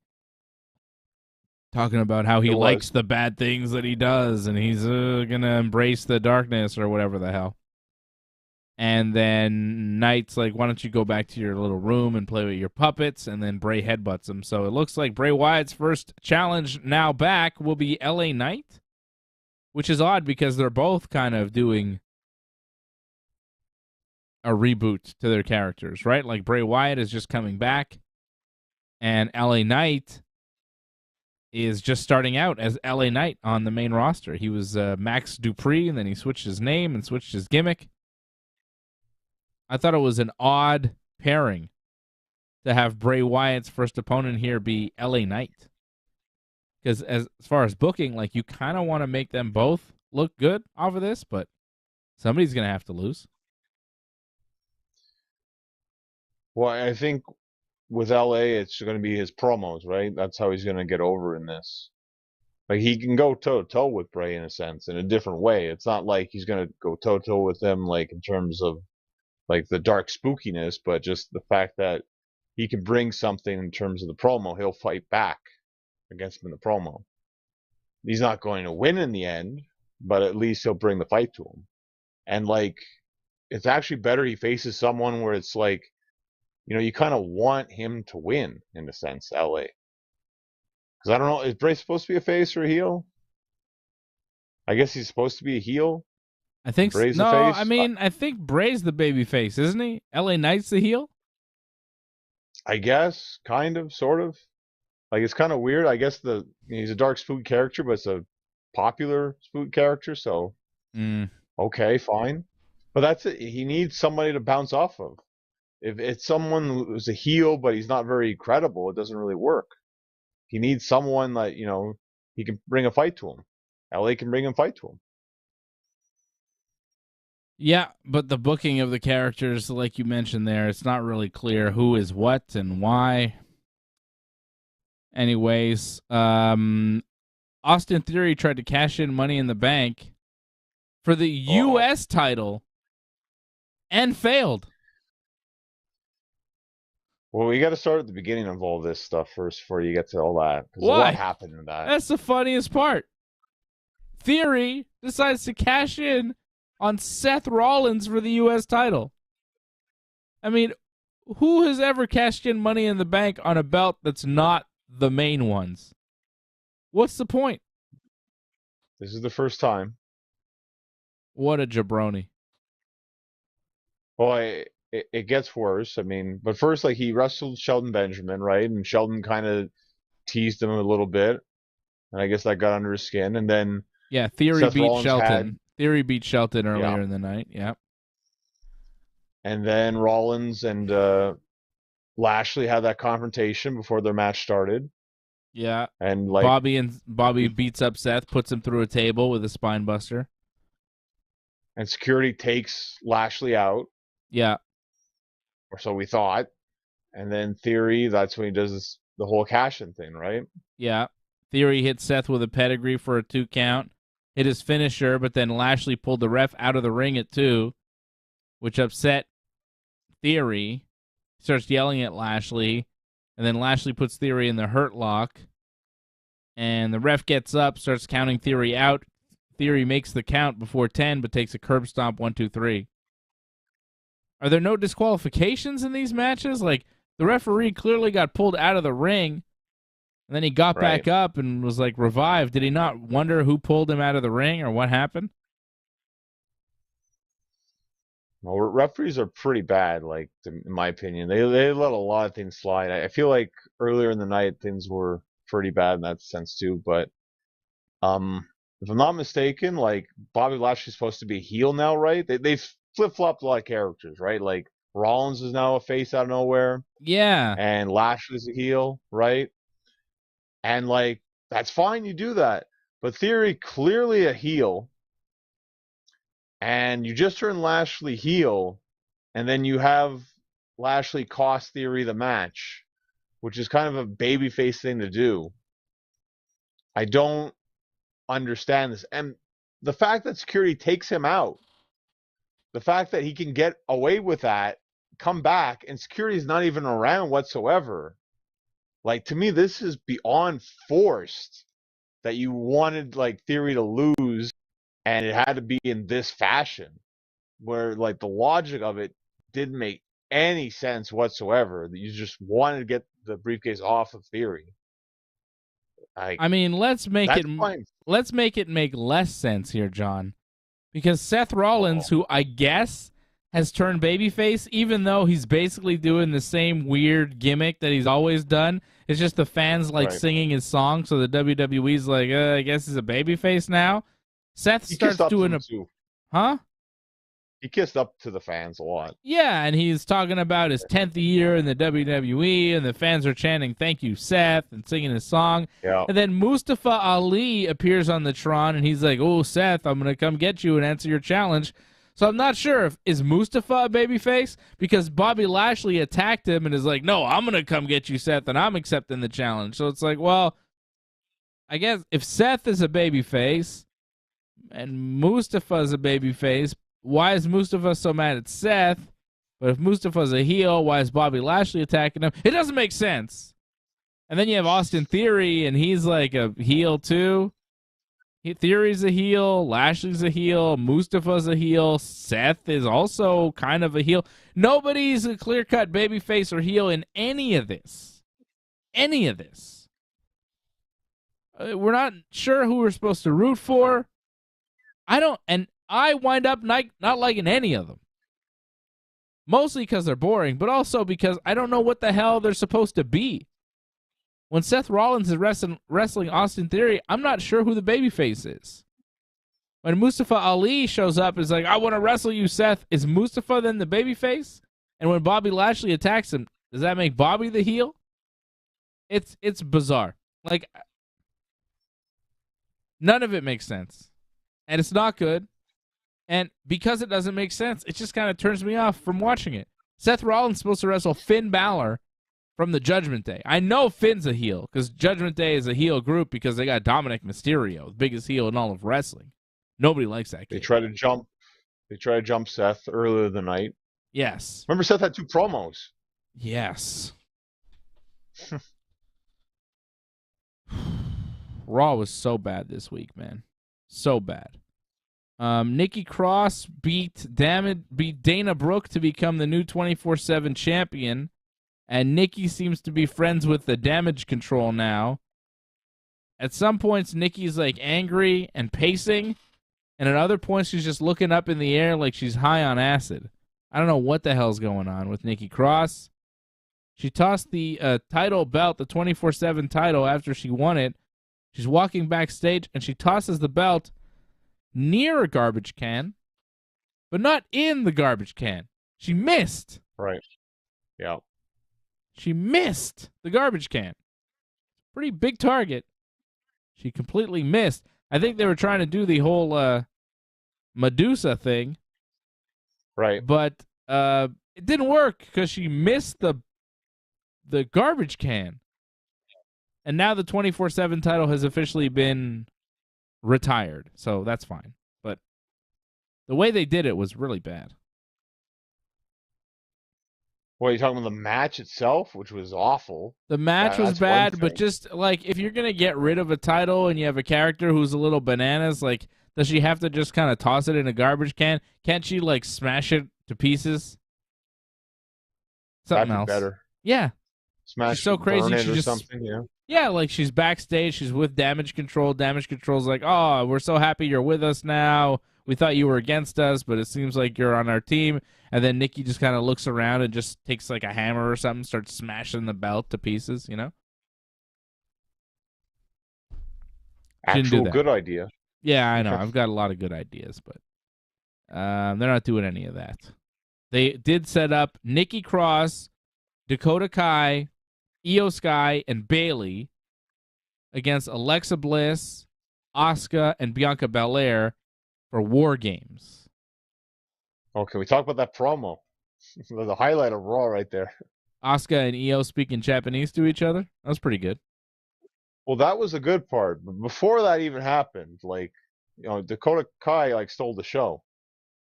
I don't know if you caught that part. Well, how so? Well, she comes out and said that Bianca, you still haven't eaten Bayley. I thought she said you still haven't. No, she said eaten first, and then she corrected herself afterwards. Oh. So that is the greatest line, I think, of the year so far. You haven't eaten Bayley. You have not eaten Bayley yet. Not bad.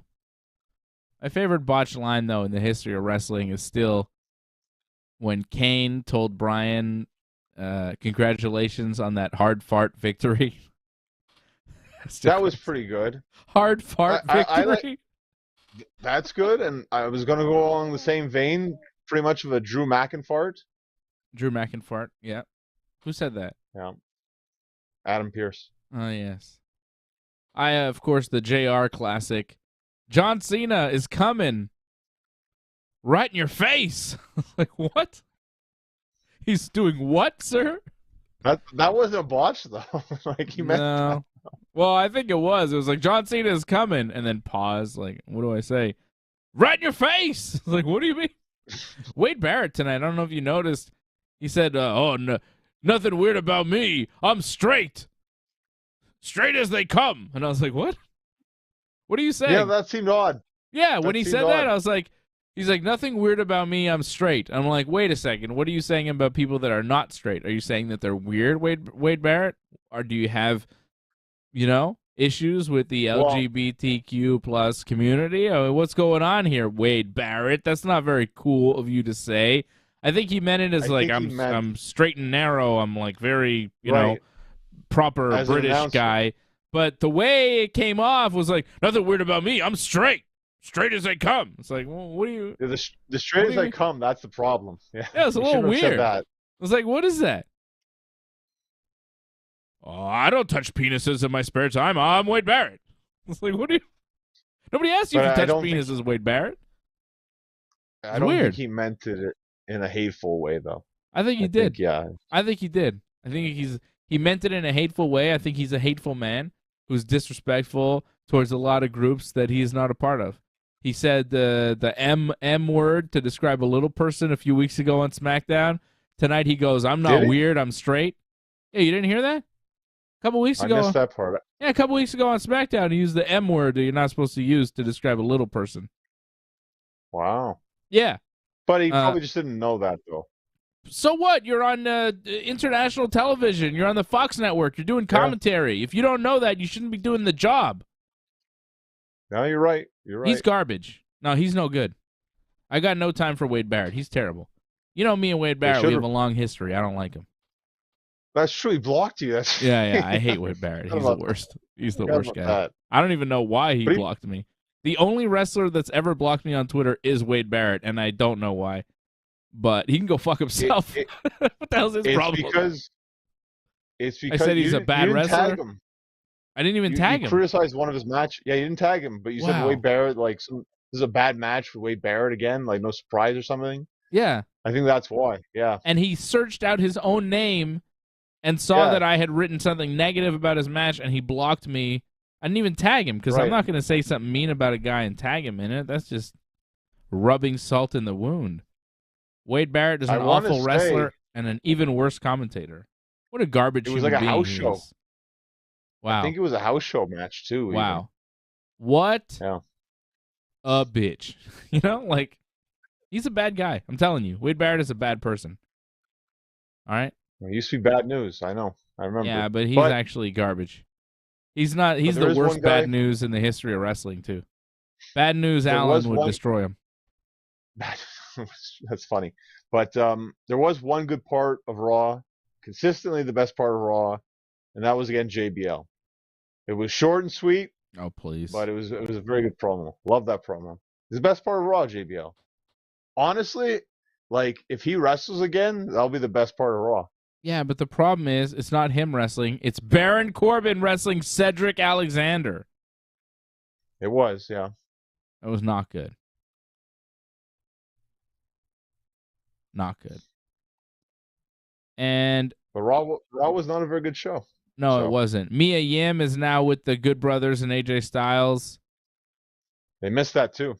I guess we're going to do some sort of match. Yeah, the camera kind of missed it. I guess we'll do maybe a Survivor Series or something. The Good Brothers and Mia Yim against the Judgment Day. I feel like we were late on this. Like, they even said in the promo, it's like a crown jewel. We were going to have an equalizer for Rhea, but we didn't. It's like, yeah, you screwed up. But now they corrected the wrong, I guess. I guess Mia could make it to Saudi Arabia, maybe. Yeah. I don't know. Maybe that'll be a traditional Survivor Series style match. They could do that. Maybe they just do 4-on-4 Survivor Series matches. How would that work, though? Because, like Mia said, like, she can, like, hit Rhea. So, like, how could you pin... You know, I don't know if that would work. Oh yeah, you're right. No, you're right. It doesn't work. I mean, because if Mia eliminates Rhea, how do you ever eliminate Mia? And how do you get Mia back in the match, right? I think you just said Rhea would eliminate Rhea, which would be weird. But Mia and Rhea, right? Got similar names. Similar names. That's the problem. Yeah. Who fills out the women's war games? Bianca, Alexa, Asuka, and who? Well, we'll go with damage control part first because I think that's a little bit easier. Where it's just going to be someone random on Raw. Bailey, Dakota, Io, Nikki, and who? You know, just get someone like Tamina or something like. Tamina. It doesn't have to be anyone big. Does it have to be somebody from Raw? Could it be Lacey Evans or something? Is Tamina even on Raw? I have no idea. Like, I just picked someone random like that. I don't know who's on Raw anymore. Well, maybe. How about this? Rhea Ripley. Yeah, that's not because they had the confrontation with Bianca. That makes a lot of sense. Yeah. They kind of teased something on Raw this week with Bianca and Rhea, which makes a lot of sense. Bianca versus Rhea 1-on-1 going forward. That's a big match. But I could see Rhea Ripley being added to this women's war games. You need another heel from Raw. Rhea's a heel from Raw. So you have Bailey, Dakota, Io, Nikki, and Rhea against Bianca, Alexa, Asuka, and Mia Yim. And somebody? Well, it's Dana Boston. Brooke? Who? Boston. They're in Boston for Survivor Series, so Sasha Banks? I don't know why people were saying she was going to be at Dynamite just because they were in Boston. She was filming a movie in Boston, but well, you're saying she's going to be at Survivor Series because they're in Boston. Well, I would think, still with WWE. Like, I don't know. They took her off the opening. They put her in the opening at Crown. I guess it was a mistake at Crown Jewel. It was a mistake at Crown Jewel. People were reading into it because the intro that they showed, the signature at the beginning, had Sasha Banks in it, but that was just an old one, and they have not played it since. It was a mistake. Okay. So Sasha is not technically back with WWE. So I don't know if Sasha would be the fifth member of that team. I do think Mia Yim's going to be on the team, But I don't know who the fifth member would be. Dana Brooke just lost to Nikki Cross. I could see Dana Brooke getting the spot, honestly, because they don't have that many options on Raw. Well, Candice, too. Candice was feuding with Damage Control. Candice Michelle? I mean, there's other options. No, Candice LeRae. Oh, yeah. I was like, Candice? Who the hell's Candice? But to me, the best reaction you could possibly get is Sasha. Like, the of place course would go nuts for that. Yeah, but and I don't know about you. Like, if she doesn't come back at Survivor Series, like, is she ever gonna come back? Like, I don't know. I could see her going to AEW. Really? I don't know about that. I'd be very surprised. Why not? I mean, a lot of wrestlers jump ship. Wrestlers go back and forth all the time. We lived through the Monday Night Wars, John. We've seen shocking appearances, all sorts of stuff. Nothing surprises me anymore. Why not? Why not? Paige went to AEW. Well, I guess that would be the one thing is that, she'd want to wrestle Saraya, but I mean, just do that? Like, I don't know. I'd be kind of surprised. I feel like there's a lot left for her to do in WWE, especially the way, like, they kind of, like, casted her out. Like, you think they want to come back and, like Bray Wyatt, write a better ending. I don't know. It was a pretty contentious exit there for Sasha, dropping the belts and all that stuff. I could see her leaving. You mentioned Saraya. Saraya apparently called Sasha after she announced that she was coming back and, talked to her and says that because Sasha was in the ring with Paige when she got that injury that ended her career. She kicked her. Yeah, and apparently Sasha has felt quite bad about it, but it was a freak injury. You never know. Things happen in the ring. Right. But Paige, doesn't feel any bad feelings towards Sasha and called her to say, hey, don't worry about it. Look, I'm wrestling again and everything's good. So Paige, Saraya, whatever, still in contact with Sasha Banks recently. And she's talking about AEW with her. So I don't know. Maybe she's saying, hey, after I'm done with Britt, maybe you and me could have some matches. I'm just saying it's a possibility. I really, I wouldn't rule out Sasha Banks going to AEW. I wouldn't rule out anybody going to AEW or any AEW wrestler going to the WWE.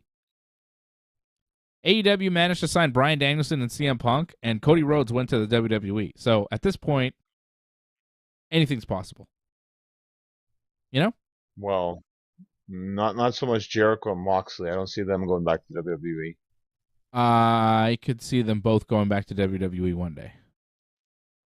Moxley Really? probably more likely because he's got more time left in his wrestling career, but even Jericho for one match, when his AEW contract is over, to do one last match in WWE, I could see him wanting to do that for sentimental reasons.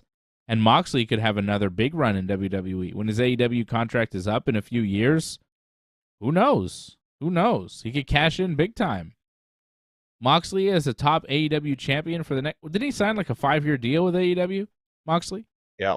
So he's locked up to like 2027. Moxley in 2027 as champion, as a top guy in AEW for so long, he could go to WWE and make some big money. I wouldn't rule it out for either of them. I wouldn't rule it out for anybody, John. Come on. It's pro wrestling. People go back and forth all the time. All the time. All right, with Jericho, I'd be surprised, like, because there was some bitterness there. I don't think there was a lot, and it's not Vince there anymore, too. It's Triple H. It's a little bit different. Who do you think is more likely to go to WWE, Jericho or CM Punk? Well, because of Jericho, I think honestly CM Punk, because Jericho wants nothing to do with CM Punk. I don't know if you saw the interview that Jericho did about Punk. No, did he do a full interview about Punk?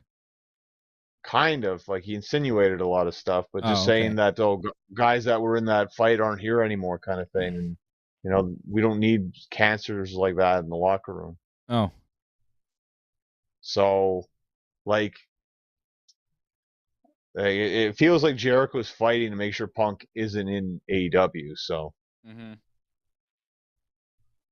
so we'll see what happens. So again, you would bet who going to WWE more? Punk? Yeah.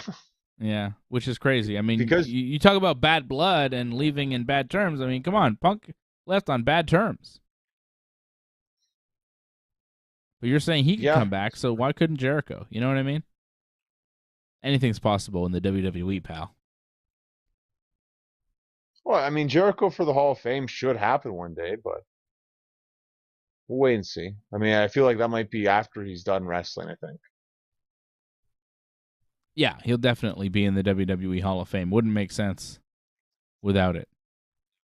And I don't miss Vince McMahon necessarily, seeing him on TV or his stories or anything, but I do miss doing the Vince impression to represent WWE. Anything can happen here, pal. Like, I can't bring it back anymore. You know, there's no more Vince. There's nothing to talk about with Vince. I can't do the Vince impression. It's completely gone. It's missing from my life. You know, we have the World Cup, and the last person to win the World Cup was Shane O'Mac, so maybe Shane O'Mac will make an appearance soon. Oh, yeah. Shane's going to come out. He's going to show everybody who the real greatest wrestler of all time is. My son Shane, the product of my semen. That was great. The genetic jackhammer. Genetic jackhammer, product of my semen, Vince, is my favorite era of Vince. Vince with Shane versus God and Shawn Michaels. Best Vince era. Just peak madness of Vince McMahon. Loved it. Not do-rag Vince? Nah, do-rag Vince was too silly. He was very silly, yeah. You know, like Vince against God was just like crazy and evil.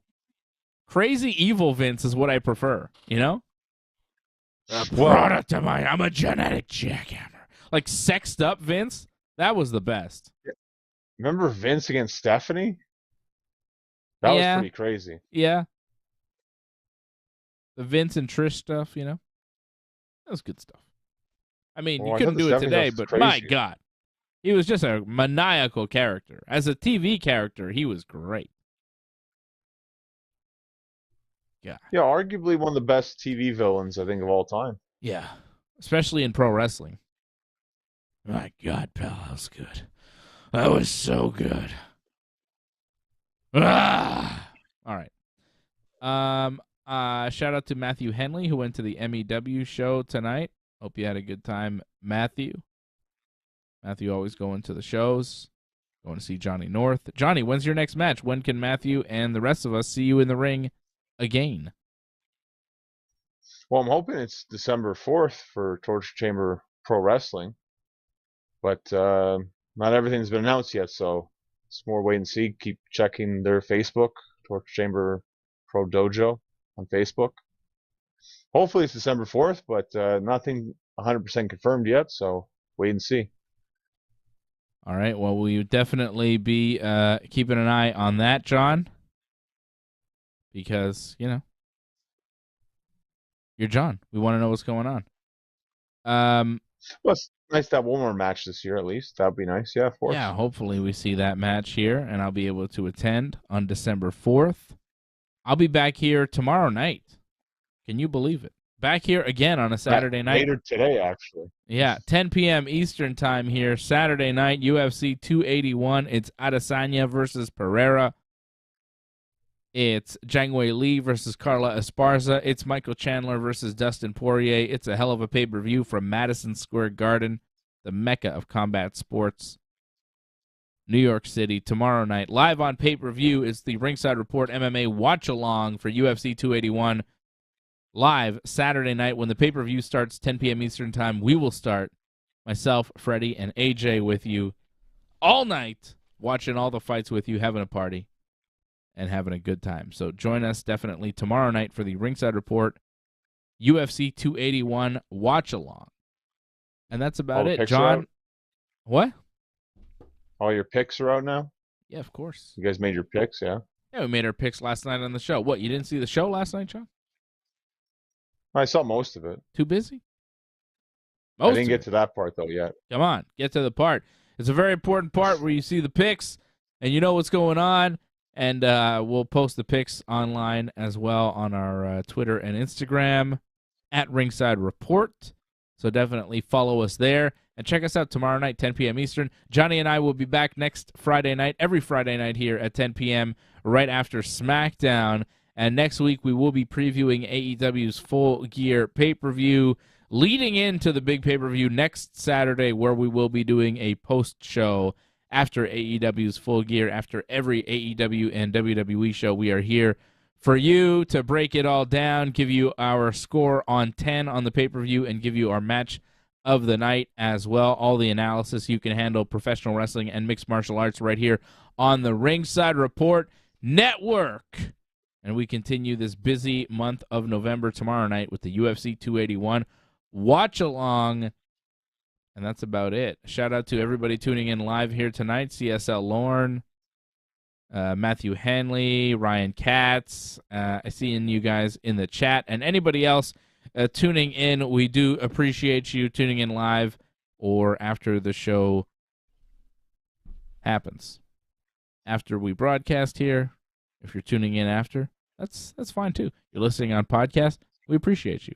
Shout out to everybody supporting the Ringside Report Network. Join.ringsidereport.net. Donate.ringsidereport.net to support. Shout out to DJ Bourne, who says, rest in peace, Takeoff. Yeah, definitely. Terrible news about Takeoff, one of the Migos. Yeah. We've lost way too... about Aaron Judge, too. What? Sorry?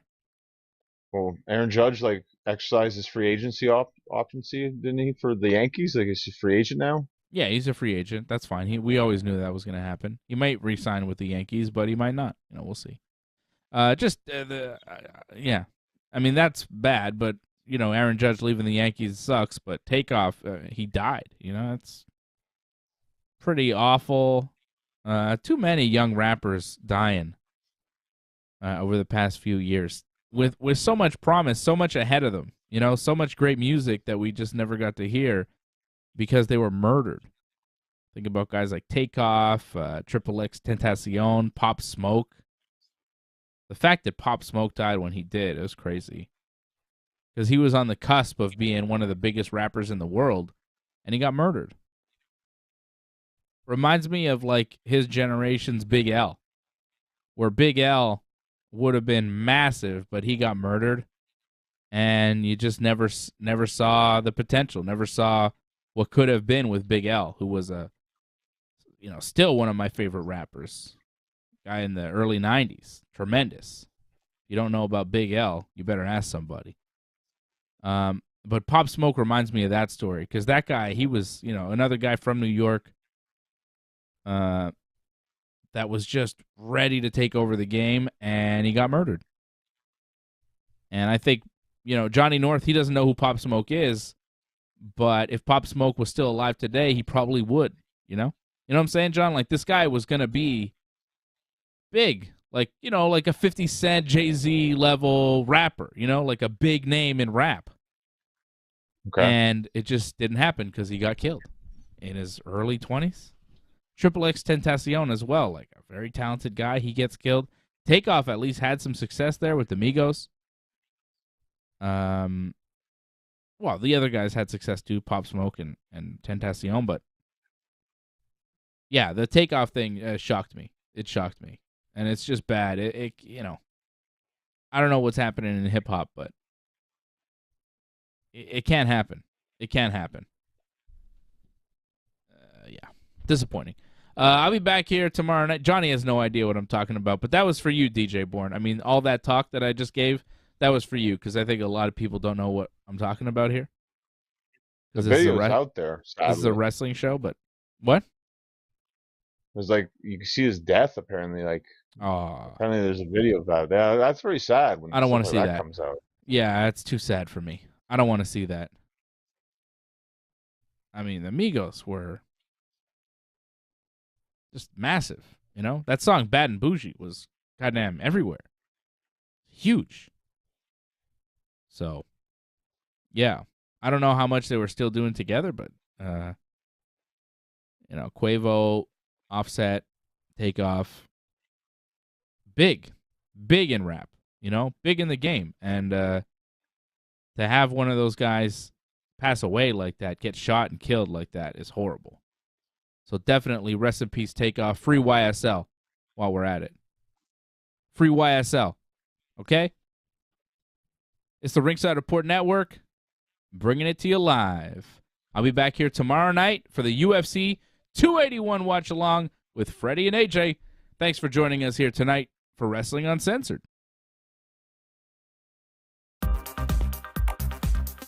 Please join in and give your support to Ringside Report Network. We've been providing expert coverage and commentary on both pro wrestling and MMA for over 15 years. Go to ringsidereport.net/support to find out more ways to support the channel.